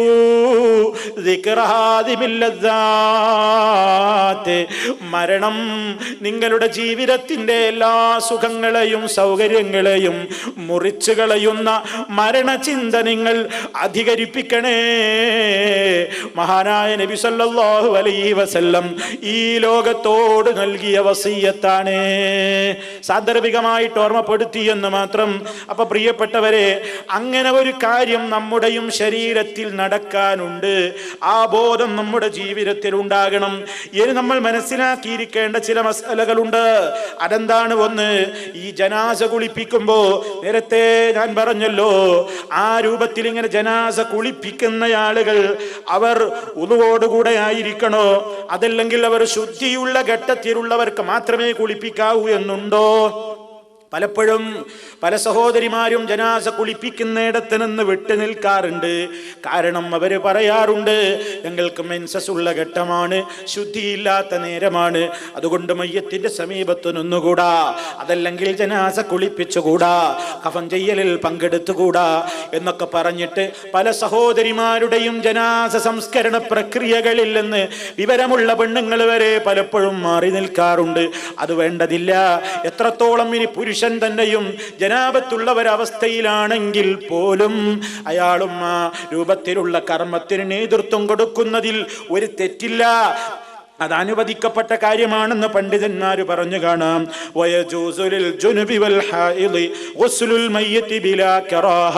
ഒരു കറാഹത്ത് പോലും ഇല്ലാത്ത വണ്ണം മയ്യത്ത് കുളിപ്പിക്കൽ ഹൈലുകാരിക്കും അനുവദനീയമാണ്, ജനാബത്തുകാരനും അനുവദനീയമാണ്, ജനാബത്തുകാരിക്കും അനുവദനീയമാണ്, ഹൈലുകാരിക്കും അനുവദനീയമാണ് എന്ന് പണ്ഡിതന്മാര് പറയുന്നു. പ്രിയപ്പെട്ടവരെ, ആ ഒരു കാര്യം പറഞ്ഞുകൊണ്ട് മാറി നിൽക്കേണ്ടതില്ല എന്ന നിലക്കാണ് അതുകൂടി സൂചിപ്പിച്ചത്. ഇനി കുളിപ്പിക്കുമ്പോഴോ, കുളിയുടെ രൂപത്തെ സംബന്ധിച്ചുള്ള ഒരു വിശദമായ കാര്യത്തിന് ഞാൻ മുതിരുന്നില്ല. അതിങ്ങനെ പറഞ്ഞു മനസ്സിലാക്കേണ്ടതല്ല. പലപ്പോഴും ആ വിഷയത്തിൽ മഹാനായ നബി സല്ലല്ലാഹു അലൈഹി വസല്ലമിന്റെ അധ്യാപനങ്ങൾക്ക് പിന്തുടർന്നുകൊണ്ട് ആ ചര്യയെ പഠിച്ചു മനസ്സിലാക്കിക്കൊണ്ടുള്ള ചില സീഡികളൊക്കെ ജനാസ കുളിപ്പിക്കുന്ന രംഗങ്ങൾ ഇന്ന് നമുക്ക് വാങ്ങാൻ കിട്ടുന്നതാണ്. അതൊക്കെ നിങ്ങൾക്ക് കാണുകയും മനസ്സിലാക്കുകയും ഒക്കെ ചെയ്യാം. ഞാൻ ചില കാര്യങ്ങളുമായി ബന്ധപ്പെട്ടുകൊണ്ട് ഓർമ്മപ്പെടുത്തി അവസാനിപ്പിക്കുകയാണ്. ഒന്ന്, ജനാസ കുളിപ്പിക്കേണ്ടത് പൊതുസ്ഥലത്ത് വെച്ചല്ല, തുറന്ന സ്ഥലത്ത് വെച്ച് ഇങ്ങനെ കണ്ടമാനം ആളുകൾക്ക് ഇങ്ങനെ കാണാവുന്ന സൗകര്യത്തിലോ ഒരുപാട് ആളുകൾക്ക് ഇങ്ങനെ എത്തി നോക്കുകയോ അല്ലെങ്കിൽ ഇങ്ങനെ കയറി വരികയോ എന്നും ചെയ്യുന്ന തുറസായ സ്ഥലത്ത് വെച്ചല്ല ജനാസ കുളിപ്പിക്കേണ്ടത് മറവിൽ വെച്ച് തന്നെയാണ്. അതുപോലെ തന്നെ കുളിപ്പിക്കുന്ന അവസരത്തിൽ അതാ ഉളൂഇന്റെ അവയവങ്ങൾ കൊണ്ട് തുടങ്ങാനാണ് നബി സല്ലല്ലാഹു അലൈഹി വസല്ലം പറഞ്ഞത്. പണ്ഡിതന്മാർ അത് ഉളൂ ചെയ്തു കൊടുക്കണം എന്ന നിലക്ക് വ്യാഖ്യാനിച്ചിട്ടുമുണ്ട്. പിന്നെയോ തല കഴുകുകയും അതുപോലെ തന്നെ ശരീരത്തിന്റെ മറ്റവയവങ്ങളുമൊക്കെ പൂർണ്ണമായി കഴുകാൻ പറഞ്ഞപ്പോൾ വലതുവശത്തിനാദ്യം പരിഗണന കൊടുക്കണം എന്ന് പറഞ്ഞിട്ടുണ്ട്. അഴുക്ക് ശരിക്കും വൃത്തിയാകാൻ ഉതകുന്ന നിലക്കുള്ള സോപ്പോ മറ്റു കാര്യങ്ങളോ ഒക്കെ ഉപയോഗിക്കുന്നതിന് വിരോധമില്ല. മാത്രമല്ല, മുഴുവനായും കഴുകുമ്പോൾ ഒറ്റയായി കഴുകണമെന്നാണ് നബി സല്ലല്ലാഹു അലൈഹി വസല്ലം പറയുന്നത്. വൃത്തിയായിട്ടില്ലെങ്കിൽ വൃത്തിയാകുന്നത് വരെ എണ്ണം ഒറ്റയാകുന്ന രൂപത്തിൽ 3 തവണയോ, അതുകൊണ്ടും സാധ്യമായില്ലെങ്കിൽ 5 തവണയോ, അതുകൊണ്ടും വൃത്തിയായില്ലെന്ന് തോന്നുന്നുവെങ്കിൽ 7ഓ 9ഓ ഒക്കെ തവണ വർദ്ധിപ്പിക്കാമെന്നും ഈ വിഷയത്തിലുള്ള പ്രമാണങ്ങളിൽ നിന്ന് മനസ്സിലാക്കുവാൻ സാധിക്കുന്നു. അവസാനം എല്ലാ കുളിപ്പിക്കലും അവസാനിപ്പിച്ചു കഴിഞ്ഞാൽ കർപ്പൂരം പോലുള്ള സുഗന്ധദ്രവ്യങ്ങൾ കലർത്തിയിട്ട്, ഉത്തമം കർപ്പൂരം കലർത്തൽ തന്നെയാണ്. ആ ഒരു പ്രത്യേകമായ ആ ജലം കൊണ്ടാണ് അവസാനത്തെ ഒഴുക്ക് വെള്ളം ഒഴിക്കേണ്ടത് എന്നും നമുക്ക് റിപ്പോർട്ടുകളിൽ കാണാം. സ്ത്രീകളെ സംബന്ധിച്ചിടത്തോളം മേൽപ്പറഞ്ഞ കാര്യങ്ങളെല്ലാം അവരുടേതും ശ്രദ്ധിക്കേണ്ടതുണ്ട്. പക്ഷേ അതിൻ്റെ പുറമേ തലയിലെ കെട്ടിവെച്ച മുടികൾ അഴിച്ചിടേണ്ടതുണ്ട്. മുടിക്കെട്ട് അഴിച്ചിട്ടതിൻ്റെ ശേഷം അത് നന്നായി കഴുകി തുവർത്തിയതിൻ്റെ ശേഷം തലയുടെ ആ മുർദാവിലെ മുടിക്കെട്ടുകൾ എടുത്തിട്ട് ആ മുടിക്കെട്ട് 3ആയിട്ട് പകുക്കേണ്ടതുണ്ട്. അങ്ങനെ മൂർധാവിലൊരു ഭാഗവും 2 സൈഡിലൊരു ഭാഗവുമാക്കിയിട്ട് 3 ഭാഗങ്ങളാക്കിയിട്ടാണ് ഒരു സഹോദരിയുടെ തലമുടി മെടഞ്ഞു കെട്ടേണ്ടത്. എന്നിട്ട് ആ 3ഉം കൂടി പിന്നിലേക്ക് തൂക്കിയിടുകയാണ് വേണ്ടത് എന്ന് ഉമ്മു അത്തിയ്യ റളിയല്ലാഹു തആല അൻഹയുടെ വിവരണത്തിൽ നിന്ന് നബി സല്ലല്ലാഹു അലൈഹി വസല്ലം അവരോട് മകളുടെ ജനാസ കുളിപ്പിക്കുന്ന നേരത്ത് അങ്ങനെയാണ് നിർദ്ദേശിച്ചത് എന്ന റിപ്പോർട്ടുകളിൽ നമുക്ക് കാണാൻ സാധിക്കുന്നു. മാത്രമല്ല ഗുഹ്യഭാഗങ്ങൾ കഴുകുന്ന നേരത്ത് കഴിയുന്നത്ര മറച്ചുകൊണ്ടായിരിക്കണം കഴുകേണ്ടത്. നേരിട്ട് ഔറത്തിലേക്ക് നോക്കിക്കൂടാ, ഔറത്ത് ശരീരം കൊണ്ട് നേരിട്ട് സ്പർശിച്ചുകൂടാ. മറിച്ച് കയ്യിൽ വലിയ ഗ്ലൗസോ അതല്ലെങ്കിൽ തുണിയോ ഒക്കെ ചുറ്റിയിട്ടായിരിക്കണം ഔറത്തിന്റെ ഭാഗം കഴുകുകയും അതുപോലെ തന്നെ സ്പർശിക്കുകയും ഒക്കെ ചെയ്യേണ്ടത് എന്ന് നമുക്ക് അതാ നബി സല്ലല്ലാഹു അലൈഹി വസല്ലമിന്റെ അധ്യാപനങ്ങളിൽ നിന്ന് നമുക്ക് മനസ്സിലാക്കുവാൻ സാധിക്കുന്നു. ഇനി പ്രിയപ്പെട്ടവരെ, ഈ കുളിയുടെ വിശദമായ രൂപത്തിലേക്ക് ഞാൻ പ്രവേശിക്കുന്നില്ല. അതേ അവസരത്തിൽ ഈ മയ്യത്തിന്റെ നഖവും മുടിയുമൊക്കെ നീക്കേണ്ടതുണ്ടോ, വൃത്തിയാക്കേണ്ടതുണ്ടോ? അങ്ങനെ ഒരു പ്രത്യേകമായ നിർദ്ദേശം നഖവും മുടിയുമൊക്കെ നീക്കണമെന്ന് നിർദ്ദേശിക്കുന്നവർ സുന്നത്താണ് എന്തോ ആ നിലക്കുള്ള കാര്യങ്ങളൊന്നും നബി സല്ലല്ലാഹു അലൈഹി വസല്ലമില്ലെന്ന് പ്രത്യേക നിർദ്ദേശങ്ങളൊന്നും സ്ഥിരപ്പെട്ടിട്ടില്ല എന്നതാണ് കർമ്മശാസ്ത്ര പണ്ഡിതന്മാർ അവരുടെ ഗ്രന്ഥങ്ങളിൽ രേഖപ്പെടുത്തിയിട്ടുള്ളത്. ഇനി പ്രിയപ്പെട്ടവരെ, കുളിപ്പിക്കൽ കഴിഞ്ഞാൽ ഞാൻ നേരത്തെ പറഞ്ഞല്ലോ, കുളിപ്പിക്കുന്നതിനിടക്കുണ്ടാകുന്ന മറ്റ് കാര്യങ്ങളൊക്കെ മൂടിവെക്കണം, അത് പരസ്യപ്പെടുത്തരുത് എന്ന്. കുളിപ്പിക്കൽ കഴിഞ്ഞാലോ പിന്നെ വേണ്ടത് കഫൻ ചെയ്യലാണ്. എന്താണ് കഫൻ ചെയ്യൽ എന്ന് പറഞ്ഞാൽ, കുളിപ്പിച്ച് കഴിഞ്ഞതിൻ്റെ ശേഷം മയ്യത്തിനെ വസ്ത്രം ധരിപ്പിക്കലാണ്. ഇതിനാണ് കഫൻ ചെയ്യുക എന്ന് പറയുന്നത്. ജീവിതകാലത്ത് നിഷിദ്ധമായ വസ്ത്രങ്ങളൊന്നും കഫൻ പുടവയായിട്ട് ഉപയോഗിക്കാൻ പാടില്ല എന്നതാണ് ഒന്നാമത്തെ നിയമം. പുരുഷനെ സംബന്ധിച്ചിടത്തോളം പട്ടുവസ്ത്രം അനുവദനീയമായ കാര്യമല്ല, അത് മരണശേഷവും അങ്ങനെ തന്നെയാണ്. ഇനി സഹോദരന്മാരെ, വസ്ത്രത്തിന്റെ രീതി എങ്ങനെയായിരിക്കണം? ഏറ്റവും വിലയുള്ള മുന്തിയ തുണിയിലാണോ കഫൻ ചെയ്യേണ്ടത്, അതല്ലെങ്കിൽ വളരെ മോശപ്പെട്ട കീറിപ്പറിഞ്ഞ അതിലാണോ, ആ നിലക്കാണോ ചെയ്യേണ്ടത്? ആ രണ്ടുമല്ലാത്ത നിലക്ക് അതാ നബി സല്ലല്ലാഹു അലൈഹി വസല്ലം അതാ അലി റളിയല്ലാഹു തആല അൻഹുവിനെ പഠിപ്പിച്ചില്ലേ? അലി റളിയല്ലാഹു തആല അൻഹു അവിടത്തേക്ക് കിട്ടിയ അധ്യാപനത്തിന്റെ അടിസ്ഥാനത്തിൽ അതാ ജനങ്ങളോട് ജീവിതകാലത്ത് തന്നെ വസിയത്ത് പറഞ്ഞിട്ടുണ്ട്. ലാ തുഗാലി ഫീ കഫനിൻ, കഫൻ പുടവയിൽ നിങ്ങൾ അമിതത്വം പുലർത്തരുത്. കാരണം ഫഇന്നീ സമിഅ്തു റസൂലല്ലാഹി സ്വല്ലല്ലാഹു അലൈഹി വസല്ലമ യഖൂലു, അല്ലാഹുവിന്റെ റസൂൽ പറയുന്നത് ഞാൻ കേട്ടിരിക്കുന്നു, നിങ്ങൾ കഫൻ പുടവയിൽ അമിതത്വം പുലർത്തരുത്. കാരണം അത് എത്രയും പെട്ടെന്ന് നശിച്ചു പോകാനുള്ളതാണ്. അബൂബക്കർ സിദ്ദീഖ് റളിയല്ലാഹു തആല അൻഹു അതാ ആയിഷ റളിയല്ലാഹു തആല അൻഹ പറയുന്നുണ്ട്, മകളാണല്ലോ അബൂബക്കർ സിദ്ദീഖ് റളിയല്ലാഹു തആല അൻഹു രോഗിയായി കിടക്കുന്ന അവസരത്തിൽ അതാ അവിടെ ഉണ്ടായിരുന്ന ഒരു വസ്ത്രമുണ്ട്. ആ വസ്ത്രം ആയിഷ ബീവിയുടെ കയ്യിൽ എടുത്തു വെച്ചുകൊണ്ട് പറയുകയാണ്, അത് കൊടുത്തുകൊണ്ട് പറയാണ്, നിങ്ങൾ എൻ്റെ ഈ വസ്ത്രം കഴുകി വെക്കണേ. ആ ഒരു വസ്ത്രത്തിന്റെ കൂടെ മറ്റു 2 വസ്ത്രങ്ങളും കൂടെ ചേർത്തിട്ട് ഫകഫിനൂനി ഫിഹാ, അതിൽ നിങ്ങൾ എന്നെ കഫൻ ചെയ്യണേ. അപ്പോൾ ആയിഷ റളിയല്ലാഹു തആല അൻഹ ചോദിച്ചു, ഉപ്പാ ഇത് പഴയ വസ്ത്രമല്ലേ? അപ്പൊ നബി സല്ലല്ലാഹു അലൈഹി വസല്ലമിൽ നിന്ന് ദീന് പഠിച്ച സിദ്ദീഖുൽ അക്ബർ റളിയല്ലാഹു തആല അൻഹു മറുപടി കൊടുക്കുകയാണ്, ഇന്നൽ ഹയ്യ ഹഖ്ഖു ബിൽ ജദീദി മിനൽ മയ്യിത്തി ഇന്നമാ ഹുവ ലിൽ മുഹ്ലത്തി. ആയിഷ, പുതിയത് എന്നൊക്കെ പറയുന്നത് പുതുപുത്തനൊക്കെ മയ്യത്തിനേക്കാൾ അർഹത ജീവിച്ചിരിക്കുന്നവർക്കല്ലേ? ഇത് ചലത്തിനും ദുർനീരിനുമൊക്കെയുള്ളതല്ലേ? അതുകൊണ്ട് മുന്തിയ വസ്ത്രങ്ങൾ എടുത്ത്, രാജാവാണ് മരിച്ചിരിക്കുന്നത്, അതുകൊണ്ട് മുന്തിയ വസ്ത്രമാണ് വേണ്ടത്. ഇങ്ങനെ ആ നിലക്കുള്ള അമിതത്വമൊന്നും അതിൽ ഉണ്ടാകുവാൻ പാടില്ല എന്ന് അബൂബക്കർ സിദ്ദീഖ് റളിയല്ലാഹു തആല അൻഹു പഠിപ്പിച്ചു കൊടുക്കുകയാണ്. അപ്പൊ മണ്ണ് തിന്നാനുള്ളതല്ലേ എന്ന നിലക്ക് ആവശ്യത്തിന് മതിയാകാത്തതോ അല്ലെങ്കിൽ ഏറ്റവും കീറിപ്പറിഞ്ഞ താഴ്ന്ന നിലവാരത്തിലുള്ളതോ ആയിരിക്കണമെന്നില്ല. മധ്യമ നിലവാരത്തിലുള്ളതായിരിക്കണം എന്ന് പറഞ്ഞാൽ അതിലൊരു മീഡിയം സൈസ്, അതാണ് വേണ്ടത്. നബി സല്ലല്ലാഹു അലൈഹി വസല്ലം പറയുന്നുണ്ട്, ഇദാ കഫന അഹദുകും അഖാഹു ഫൽയുഹ്സിൻ കഫനഹു. നിങ്ങളിൽ ഒരാള് തന്റെ സഹോദരനെ കഫൻ ചെയ്യുകയാണെങ്കിൽ നന്നായി കഫൻ ചെയ്യണേ. ആ നിലക്കുള്ള ആദരവ് നിലനിർത്തപ്പെടുന്ന നിലക്ക് ചെയ്യാനാണ് നബി സല്ലല്ലാഹു അലൈഹി വസല്ലം പറയുന്നത്. അതുപോലെ തന്നെ നബി സല്ലല്ലാഹു അലൈഹി വസല്ലം പറഞ്ഞ മറ്റൊരു കാര്യം എന്താണ്? വെള്ള വസ്ത്രമാണ് വേണ്ടത്. ഇൽബിസൂ മിൻ സിയാബികുമുൽ ബയാദ്. ഓ ജനങ്ങളെ, നിങ്ങൾ ധരിക്കുമ്പോ നിങ്ങൾ വെള്ള വസ്ത്രം ധരിക്കണേ. ഫഇന്നഹാ ഖൈറു സിയാബികും. നിങ്ങളുടെ വസ്ത്രങ്ങളിൽ ഉത്തമമായത് വെളുത്ത വസ്ത്രമാണ്, ശുഭ്രവസ്ത്രമാണ്. വകഫിനൂ ഫിഹാ. നിങ്ങൾ അതിലാണ് കഫൻ ചെയ്യേണ്ടത്. അപ്പൊ വെള്ള വസ്ത്രമാണ് ജീവിതത്തിലും ഉടുക്കാൻ നല്ലത്. ജീവിതത്തിൽ എപ്പോഴും നല്ലത് വെളുത്ത വസ്ത്രമാണ്. അതിൽ പുണ്യവുമുണ്ട്. വഫാത്തായി കഴിഞ്ഞാലും കഫൻ ചെയ്യാനും അങ്ങനെ വെളുത്ത വസ്ത്രമാണ് വേണ്ടത്. ഇനി പ്രിയപ്പെട്ടവരെ, നമ്മൾ മനസ്സിലാക്കിയിരിക്കേണ്ട മറ്റൊരു കാര്യമുണ്ട്. അതെന്താണ്? പുടവയുടെ ചെലവ് വഹിക്കേണ്ടത് ആരാണ്? മയ്യത്തിന്റെ തന്നെ സമ്പാദ്യത്തിൽ നിന്ന് എടുക്കണം എന്നാണ് നബി സല്ലല്ലാഹു അലൈഹി വസല്ലമിന്റെ അധ്യാപനത്തിൽ നിന്ന് മനസ്സിലാകുന്നത്. അത് മറ്റുള്ള ആളുകൾ അവരുടെ സ്വത്തിൽ നിന്ന് അങ്ങനെ എടുത്തു കൊടുക്കാൻ വേണ്ടി താല്പര്യം കാണിക്കാറുണ്ട്. പലപ്പോഴും ജനാസയുടെ ആ നിലക്കുള്ള കഫൻ പുടവ എൻ്റെ വക ആയിക്കോട്ടെ എന്നൊക്കെ പറഞ്ഞിട്ട് പലരും ആ കഫൻ പുടവ എടുക്കാൻ വേണ്ടി പരസ്പരം അങ്ങോട്ടും ഇങ്ങോട്ടും വർത്തമാനം പറയുന്നതും അതിൻ്റെ പേരിൽ വാശി പിടിക്കുന്നതും ഒക്കെ കാണാൻ സാധിക്കും.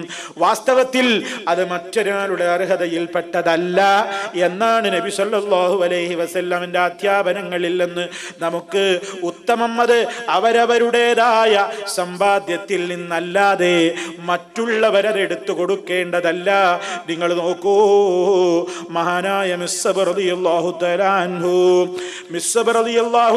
അൻഹു അതാ വഫാത്തായ നേരത്ത് അദ്ദേഹത്തിന്റെ ശരീരത്തിൽ കഫൻ ചെയ്യാൻ ഉതകുന്ന നിലക്ക് ആ ഒരൊറ്റ പുതപ്പല്ലാതെ മിസ്അബ് റളിയല്ലാഹു അൻഹുവിന്റെ ശരീരത്തിൽ ഇല്ലായിരുന്നു. ആരായിരുന്നു മിസ്അബ് റളിയല്ലാഹു അൻഹു? സാധാരണ നമുക്കൊക്കെ പറയാവുന്ന ഒരു ശൈലിയിൽ പറയുകയാണെങ്കിൽ വായിൽ വെള്ളിക്കരണ്ടിയുമായി പ്രസവിക്കപ്പെട്ട മഹാനാണ്. അത്രയും വലിയ പണക്കാരുടെ വീട്ടിൽ പറന്ന മഹാനാണ്. അങ്ങനെ ഇസ്ലാമിന് വേണ്ടി എല്ലാം സഹിച്ചിട്ട് ദീനിന്റെ മാർഗത്തിൽ തനിക്ക് കിട്ടാനുള്ള ആനുകൂല്യങ്ങളൊക്കെ വേണ്ടെന്ന് വെച്ചിട്ട് അതുപോലെ തന്നെ കിട്ടിയതുപോലെ അല്ലാഹുവിന്റെ മാർഗത്തിലേക്ക് അങ്ങ് സംഭാവനകൾ ചെയ്തിട്ട് അവസാനം മരിച്ചു വീഴുമ്പോ ദരിദ്രനായിട്ടാണ് മിസ്അബ് റളിയല്ലാഹു അൻഹു മരിച്ചു വീഴുന്നത്.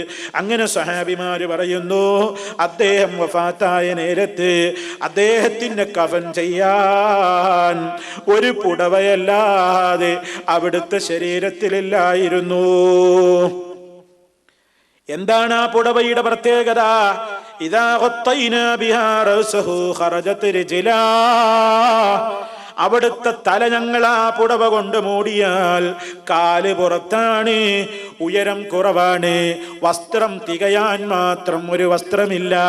തല മൂടിയാൽ കാല് പുറത്താണ്.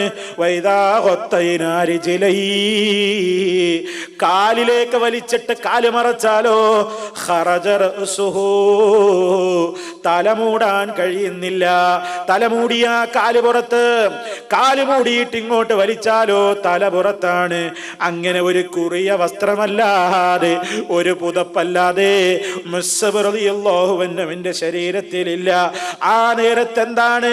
ഫഅമറന നബിയു സല്ലല്ലാഹു അലൈഹി വസല്ലം, അല്ലാഹുവിന്റെ റസൂൽ ഞങ്ങളോട് കൽപ്പിച്ചു, അന്നുഗത്തിയ റഅസഹു, അവിടുത്തെ തല മൂടാനും, വഅന്നജഅല അലാ റിജ്ലൈഹി മിനൽ ഇദ്ഖരി, ബാക്കി വരുന്ന കാലിന്റെ ഭാഗത്ത് ഇദ്ഖർ എന്ന പേരിൽ മദീനയിൽ കിട്ടിയിരുന്ന ഒരു സുഗന്ധമുള്ള ഒരു പുല്ലുണ്ടായിരുന്നു, ഒരു ചെടി ഉണ്ടായിരുന്നു, അതിന്റെ ഇലകൾ കൊണ്ട് മറക്കാനും ഞങ്ങളോട് കൽപ്പിക്കുന്നു. നോക്കൂ നിങ്ങൾ പ്രിയപ്പെട്ടവരെ, ആ മദീനയിൽ മുസ്അബ് റളിയല്ലാഹു അൻഹുവിന്റെ അവിടുത്തെ ശരീരം മുഴുവൻ മൂടാൻ തക്കയോഗ്യമായ വസ്ത്രങ്ങൾ വാങ്ങിക്കൊടുക്കാൻ കെൽപ്പുള്ള എത്രയോ സഹാബിമാരവിടെയില്ലേ, എത്രയോ മുതലാളിമാരവിടെയില്ലേ? ആരാണ് മുസ്അബ് റളിയല്ലാഹു അൻഹുവിന് 3 വസ്ത്രം വാങ്ങിക്കൊടുക്കൂ എന്ന് റസൂലുള്ള പറഞ്ഞാൽ വാങ്ങിക്കൊടുക്കില്ലെന്ന് പറയാൻ അവിടെ ആരെങ്കിലും ഉണ്ടോ? പക്ഷേ നബി സല്ലല്ലാഹു അലൈഹി വസല്ലം എന്താ ചെയ്യുന്നത്? ആ വസ്ത്രം മതി, മുസ്അബിന്റെ ശരീരത്തിൽ അദ്ദേഹത്തിന്റെ സമ്പാദ്യമായിട്ടുള്ള ആ വസ്ത്രം തന്നെ മതി എന്ന് പറഞ്ഞുകൊണ്ട് ആ വസ്ത്രം കൊണ്ട് തലമൂടിയിട്ട് ബാക്കി വരുന്ന ഭാഗം സഹാബിമാരെ നിങ്ങളുടെയൊക്കെ വീടുകളിൽ പോയിട്ടൊരു തുണി കൊണ്ടുവരൂ എന്ന് പറയാതെ മദീനയിൽ കിട്ടുന്ന ഇദ്ഖിർ എന്ന് പേരുള്ള ചണപ്പുല്ലുകൊണ്ട് ആ ശരീരം മറക്കുകയാണ്. ഇതിൽ നിന്ന് പണ്ഡിതന്മാര് പലരും പറയുന്നു ആ നിലക്ക് അങ്ങനെ തന്നെയാണ് ജനാസ, ആ സംസ്കരണത്തിന് ആവശ്യമായ കഫൻ പുടവ അത് മറ്റുള്ളവരങ്ങനെ വാങ്ങിച്ചു കൊടുക്കേണ്ടതല്ല. അത് മയ്യത്തിന്റെ സമ്പത്തിൽ നിന്ന് തന്നെയാണ് അതിന് വേണ്ട രൂപത്തിലുള്ള സംവിധാനം ഉണ്ടാകേണ്ടത്. ഇനി പ്രിയപ്പെട്ടവരെ, നിങ്ങൾ ആലോചിച്ചു നോക്കൂ. അങ്ങനെ കഫൻ പുടവയുടെ കാര്യത്തിൽ നിങ്ങൾ നോക്കൂ, മഹാനായ നബി സല്ലല്ലാഹു അലൈഹി വസല്ലം എന്തൊക്കെ നിയമങ്ങൾ നമ്മളോട് പഠിപ്പിച്ചു തന്നു, എന്തൊക്കെ കാര്യങ്ങൾ നമ്മൾ അതിൽ മനസ്സിലാക്കേണ്ടതുണ്ട്. ഒന്ന്, പൂർണ്ണമായ രൂപത്തിൽ കഫൻ ചെയ്യുകയാണെങ്കിൽ ആ 3 വസ്ത്രമാണ് ഇസ്ലാം നമുക്ക് നിശ്ചയിച്ചു തന്നിട്ടുള്ളത്. മഹാനായ നബി സല്ലല്ലാഹു അലൈഹി വസല്ലമിനെ കഫൻ ചെയ്തത് അങ്ങനെയാണ്. കുഫിന ഫീ സലാസത്തി അസ്വാബ്, 3 വസ്ത്രങ്ങളിലായി കൊണ്ടാണ് അവിടുത്തെ കഫൻ ചെയ്യപ്പെട്ടത്. വെളുത്ത 3 വസ്ത്രങ്ങൾ, അതിൽ കുപ്പായമില്ല, തലപ്പാവില്ല. നബി സല്ലല്ലാഹു അലൈഹി വസല്ലമിനെ കഫൻ ചെയ്ത രീതിയെപ്പറ്റി സഹാബിമാർ അങ്ങനെയാണ് പറഞ്ഞിട്ടുള്ളത്. സ്ത്രീയെ സംബന്ധിച്ചിടത്തോളം അവർക്ക് ഉടുതുണിയും കുപ്പായവും മുഖമക്കനക്കും പുറമേ 2 കഷ്ണം തുണി, അങ്ങനെ അടക്കം 5 എണ്ണം വേണമെന്ന് അഭിപ്രായപ്പെട്ട പണ്ഡിതന്മാരുണ്ട്. അതേ അവസരത്തിൽ സ്ത്രീയാണെങ്കിലും 5 വേണം എന്ന അഭിപ്രായം ദുർബലമാണെന്ന് പണ്ഡിതന്മാരിൽ പലരും പറയുന്നു. അവര് പറയുന്നത് സ്ത്രീക്കാണെങ്കിലും ആണുങ്ങൾക്കാണെങ്കിലും ഒക്കെ 3 തുണി തന്നെയാണ് വേണ്ടത് എന്ന്. അതേ അവസരത്തിൽ നിങ്ങൾ നോക്കൂ, ഹജ്ജിൽ ഇഹ്റാമിലായിരിക്കെ ഒരാള് മരിച്ചു കഴിഞ്ഞാൽ ഇഹ്റാമിന്റെ വസ്ത്രത്തിൽ തന്നെയാവണം കഫൻ ചെയ്യേണ്ടത്. അങ്ങനെയാണ്. ഒരാള് ഹാജിയായിരിക്കെ ഇഹ്റാമിൽ പ്രവേശിച്ചു കഴിഞ്ഞിരിക്കെ ഒരാൾ മരിച്ചു കഴിഞ്ഞാൽ നബി സല്ലല്ലാഹു അലൈഹി വസല്ലമിന്റെ കാലത്ത് ഇബ്നു അബ്ബാസ് റളിയല്ലാഹു തആല അൻഹു റിപ്പോർട്ട് ചെയ്യുകയാണ്, ഒരു മനുഷ്യനതാ ഇഹ്റാമിലായിരിക്കെ അദ്ദേഹം സഞ്ചരിച്ചിരുന്ന ഒട്ടകത്തിന്റെ മുകളിൽ നിന്ന് താഴേക്ക് വീഴുന്നു. താഴേക്ക് വീണിട്ട് അദ്ദേഹം മരണപ്പെടുകയാണ്. നബി സല്ലല്ലാഹു അലൈഹി വസല്ലം സഹാബിമാരോട് പറയുന്നു, നിങ്ങൾ അദ്ദേഹത്തെ കുളിപ്പിക്കൂ, വെള്ളം കൊണ്ട് നിങ്ങൾ അദ്ദേഹത്തെ ശുദ്ധീകരിക്കൂ. വകഫിനുഹു, നിങ്ങൾ അദ്ദേഹത്തെ കഫൻ ചെയ്യൂ. ഫീ സൗബൈൻ, 2 വസ്ത്രത്തിൽ കഫൻ ചെയ്യൂ. കാരണം ഒരു ഹാജിയെ സംബന്ധിച്ചിടത്തോളം ഇഹ്റാമിൽ പ്രവേശിച്ചു കഴിഞ്ഞാൽ അയാളെ സംബന്ധിച്ചിടത്തോളം ഒരു ഉടുതുണിയും അതുപോലെ തന്നെ ചുറ്റിപ്പുതക്കാനുള്ള ഒരു തുണിയുമടക്കം 2 വസ്ത്രമാണല്ലോ ഉണ്ടാവുക. അതിൽ നിങ്ങൾ കഫൻ ചെയ്യൂ. അതോടൊപ്പം പ്രവാചകൻ നിർദ്ദേശിക്കുന്നു, വലാ തുമിസ്സൂ തീബാ, നിങ്ങൾ സുഗന്ധം പുരട്ടരുത് കേട്ടോ. ജനാസയെ സംബന്ധിച്ചിടത്തോളം ആ ജനാസയിൽ സുഗന്ധം പുരട്ടരുതേ. കാരണം എന്താണ്? ഇഹ്റാമിലായിരിക്കെ സുഗന്ധം ഉപയോഗിക്കാൻ പാടില്ലല്ലോ. അത് വഫാത്തായി കഴിഞ്ഞാലും നിങ്ങൾ ആ നിയമം പാലിക്കണം. പിന്നെ പ്രവാചകൻ നിർദ്ദേശിച്ചത് എന്താണ്? വലാ തുഖമ്മിറൂ റഅ്സഹു, നിങ്ങൾ ആ ജനാസയുടെ തല നിങ്ങൾ എന്ത് ചെയ്യരുത്? മൂടിക്കളയരുത്. കാരണം മറക്കാൻ പാടില്ലല്ലോ. ഇഹ്റാമിലായിരിക്കെ ആ ഒരു നിയമമാണല്ലോ ഉള്ളത്. അതുകൊണ്ട് ഫൈനല്ലാഹ യബ്അസുഹു യൗമൽ ഖിയാമത്തി മുലബ്ബിയാ, എന്തൊരു സൗഭാഗ്യമാണ് ഹാജിയായിരിക്കെ മരണപ്പെടുന്നു എങ്കിൽ, ആ ഒരവസ്ഥയിൽ മരണപ്പെടുന്നയാളാണെങ്കിൽ അതാ അദ്ദേഹം ഖബറിൽ നിന്ന് മഹ്ശറിൽ പോകുന്ന പോക്കെങ്ങനെയാണ്? മുലബ്ബിയാ, ലബ്ബൈക്ക് ചൊല്ലിക്കൊണ്ടാണ് അദ്ദേഹം എഴുന്നേൽക്കുന്നത്. ലബ്ബൈക്ക് അല്ലാഹുമ്മ ലബ്ബൈക്ക്, തൽബിയത്ത് ചൊല്ലുന്ന അവസ്ഥയിലായിക്കൊണ്ടാണ് അദ്ദേഹം മഹ്ശറിലേക്ക് ആനയിക്കപ്പെടുന്നത് എന്ന് നബി സല്ലല്ലാഹു അലൈഹി വസല്ലം പറയുന്നു. അങ്ങനെ നബി സല്ലല്ലാഹു അലൈഹി വസല്ലമിന്റെ ഈ നിർദ്ദേശം ആ വിഷയത്തിലുണ്ട്. എന്നാൽ പ്രിയപ്പെട്ടവരെ, ഞാൻ നേരത്തെ പറഞ്ഞതുപോലെ ചില മദ്ഹബുകളിലൊക്കെ സാധാരണ പോലെ തന്നെയാണ് ഹാജിമാരുടെ സംസ്കരണ നടപടികളും പൂർത്തിയാക്കേണ്ടത് എന്ന് അഭിപ്രായപ്പെടുന്ന പണ്ഡിതന്മാരുണ്ട്. കാരണം മരണത്തോടുകൂടി ഇഹ്റാം ബാത്തിലായി എന്ന വീക്ഷണമുള്ള ആളുകൾ അങ്ങനെയും പറയുന്നുണ്ട്. സൂചിപ്പിച്ചു എന്നേയുള്ളൂ. പക്ഷേ അത് പിന്തുടരപ്പെടേണ്ടുന്ന മദ്ഹബല്ല, വീക്ഷണമല്ല. പ്രമാണങ്ങൾക്കാണ് ബലമുള്ളത്. മനുഷ്യരുടെ അഭിപ്രായങ്ങളിൽ തള്ളേണ്ടതുമുണ്ടാകും, കൊള്ളേണ്ടതുമുണ്ടാകും. സാന്ദർഭികമായിട്ട് ഓർമ്മപ്പെടുത്തിയതാണ്. പ്രമാണങ്ങളാണ് തെറ്റുപറ്റാത്ത നിലക്ക് മഹാനായ നബി സല്ലല്ലാഹു അലൈഹി വസല്ലമിന്റെ നിർദ്ദേശങ്ങൾ ഉണ്ടായിരിക്കെ മറ്റുള്ളവരുടെ അഭിപ്രായങ്ങൾക്ക് മുൻഗണനയില്ല, പ്രാമുഖ്യമില്ല, പ്രാമാണികതയില്ല എന്നീ അവസരത്തിൽ ഓർമ്മപ്പെടുത്തുന്നു. പിന്നെയോ കഫൻ ചെയ്യുന്ന ഘട്ടത്തിൽ പലപ്പോഴും ഇങ്ങനെ കണ്ണുകളിലും അതുപോലെ തന്നെ വിരലുകൾക്കിടയിലുമൊക്കെ ഇങ്ങനെ പരുത്തി വെക്കുന്ന, കോട്ടൺ വെക്കുന്ന സമ്പ്രദായമുണ്ട്. അതൊന്നും പ്രത്യേകമായി സുന്നത്തായി നിയമിക്കപ്പെട്ട കാര്യങ്ങളല്ല. കണ്ണിൽ കഫം, പിന്നെ ഈ കോട്ടൺ തുണി വെക്കും, അതുപോലെ തന്നെ വിരലുകൾക്കിടയിൽ ഇങ്ങനെ ദ്വാരങ്ങളിലൊക്കെ ഇങ്ങനെ പഞ്ഞി വെക്കുന്ന ഒരു സമ്പ്രദായം, അതൊക്കെ പ്രവാചകൻ സല്ലല്ലാഹു അലൈഹി വസല്ലം നിർദ്ദേശിച്ചതോ അതല്ലെങ്കിൽ ഇസ്ലാമികമായിട്ടുള്ള ഒരു മര്യാദകളിൽ പെട്ടതോ ഒന്നുമല്ല. അതൊക്കെ സമൂഹത്തിൽ ആരൊക്കെയോ പിന്നീട് ചെയ്തുണ്ടാക്കിയ കാര്യങ്ങളാണ്. അതുപോലെ തന്നെ ഈ പുടവയിൽ ഇങ്ങനെ മൈലാഞ്ചി വിതറുന്നൊരു സമ്പ്രദായം ചിലയിടങ്ങളിൽ കാണാം. മൈലാഞ്ചിയുടെ ഇലകൾ ഇങ്ങനെ കൊണ്ടുവന്നിട്ട് കഫൻ ചെയ്യുന്ന കഫൻ പുടവയിൽ വിതറുന്ന രീതി ചില ഗ്രാമപ്രദേശങ്ങളിലൊക്കെ നമുക്ക് കാണാനാകാറുണ്ട്. പലപ്പോഴും പ്രിയപ്പെട്ടവരെ, അതൊക്കെ സമുദായത്തിലെ ആളുകൾ ചില നാട്ടിലെ ആചാരങ്ങൾ എന്ന നിലക്ക് ചെയ്യുന്നു എന്നതല്ലാതെ അതിനൊന്നും അടിസ്ഥാനമില്ല എന്നീ അവസരത്തിൽ ഓർമ്മപ്പെടുത്തുകയാണ്. അതുപോലെ തന്നെ ചില ദുആകൾ എഴുതിയിട്ട് കഫൻ പുടവയുടെ കൂടെ വെക്കൽ, ചില ബൈത്തുകളും പദ്യങ്ങളും ഒക്കെ എഴുതിയിട്ട് കഫൻ പുടവയുടെ കൂടെ വെക്കൽ, അതുപോലെ തന്നെ ചില ത്വരീഖത്തുകാർ അവരുടെ ശൈഖുമാരുടെ സിൽസില എഴുതി വെക്കൽ, അങ്ങനെ പല കാര്യങ്ങളും കഫൻ പുടവയുടെ കൂടെ വെക്കാറുണ്ട്. അതൊക്കെ അനിസ്ലാമികമാണ്. അതൊന്നും ഇസ്ലാം പഠിപ്പിച്ചു കഴിഞ്ഞ കാര്യങ്ങളല്ല. പിന്നെയോ ഖബറിൽ ഇതൊക്കെ കൊണ്ടുപോയി വെക്കുന്ന സംസ്കാരവുമുണ്ട്. അത് ഇൻഷാ അല്ലാഹ് അത് വിശദീകരിക്കുന്ന ഘട്ടത്തിൽ നമുക്ക് പറയാം. അപ്പോൾ ഈ രൂപത്തിൽ കൃത്യമായി ഇസ്ലാമികമായ നിയമങ്ങൾ പാലിച്ചുകൊണ്ടാണ് കഫൻ ചെയ്യേണ്ടത്. ആ നിലക്കുള്ള നിയമാവലികളും ഇസ്ലാമികമായിട്ട് കഴിയുന്നത്ര ഒരാൾ അത് സംബന്ധമായ അറിവുകളൊക്കെ, അറിവില്ലെങ്കിൽ ചോദിച്ചും ഗ്രഹിച്ചുമൊക്കെ ഗ്രഹിച്ചു കഴിഞ്ഞ് മനസ്സിലാക്കി ആ രൂപത്തിലുള്ള കാര്യങ്ങളാണ് സഹോദരങ്ങളെ ചെയ്യേണ്ടത്.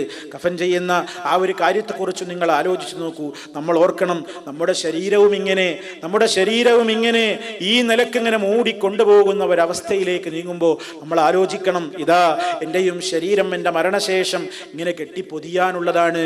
അവറത്ത് മറക്കാതെ നടക്കുന്ന സഹോദരി, ടൈറ്റ് ഫിറ്റായ വസ്ത്രം കൊണ്ട്, ബോഡി ഷേപ്പ് പർദ്ദകൾ ഇട്ടുകൊണ്ട്, ശരീരത്തിൻ്റെ എല്ലാ നിമ്നോന്നതികളെയും പുറമേക്ക് കാണുന്ന നിലക്ക് മുടിയുടെ അഴക് പ്രദർശിപ്പിച്ചുകൊണ്ട്, കഴുത്തും മാറും പ്രദർശിപ്പിച്ചുകൊണ്ട്, കൈത്തണ്ടയുടെ അഴകും അതുപോലെ തന്നെ മിനുസവും പ്രദർശിപ്പിച്ചുകൊണ്ട്, അടിവേറും അരവേറും ഒക്കെ കാണിച്ചുകൊണ്ട്, ശരീരത്തിന്റെ ഭംഗി പ്രദർശിപ്പിച്ചുകൊണ്ട് പോകുന്ന പെണ്ണേ, ഖബറിലേക്ക് പോകുമ്പോ എന്താണ് സ്ഥിതി? അതുപോലെ തന്നെ പുരുഷന്മാരെ, നമ്മുടെ ശരീരം എത്ര തന്നെ ഹറാമിലൂടെ തിന്നു വേർപ്പിച്ചാൽ ഇതും ഖബറിലേക്ക് കൊണ്ടുപോകുമ്പോ എന്ത് കൊണ്ടുപോകാനാണ്? എന്ത് സമ്പാദ്യമാണ് കൊണ്ടുപോകുന്നത്?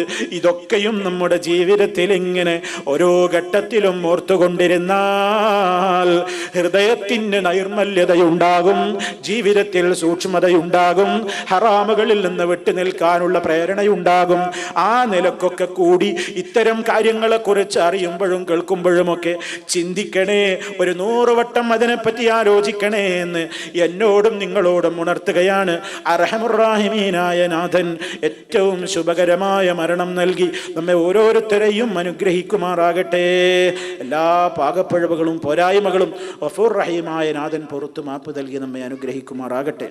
മാരകമായ രോഗങ്ങളിൽ നിന്ന്, സഹിക്കാനാവാത്ത പരീക്ഷണങ്ങളിൽ നിന്ന്, കടക്കണിയിൽ നിന്ന്, ദാരിദ്ര്യത്തിൽ നിന്ന് അല്ലാഹു കാത്ത് രക്ഷിക്കുമാറാകട്ടെ. അല്ലാഹുമ്മ റബ്ബനാ തഖബ്ബൽ മിന്നാ ഇന്നക അൻതസ് സമീഉൽ അലീം വതുബ് അലൈനാ ഇന്നക അൻതത് തവ്വാബുർ റഹീം വഗ്ഫിർ ലനാ ഇന്നക അൻതൽ ഗഫൂറുർ റഹീം തവഫനാ മുസ്ലിമീന വഅൽഹിഖ്നാ ബിസ്സാലിഹീൻ വൽഹംദുലില്ലാഹി റബ്ബിൽ ആലമീൻ.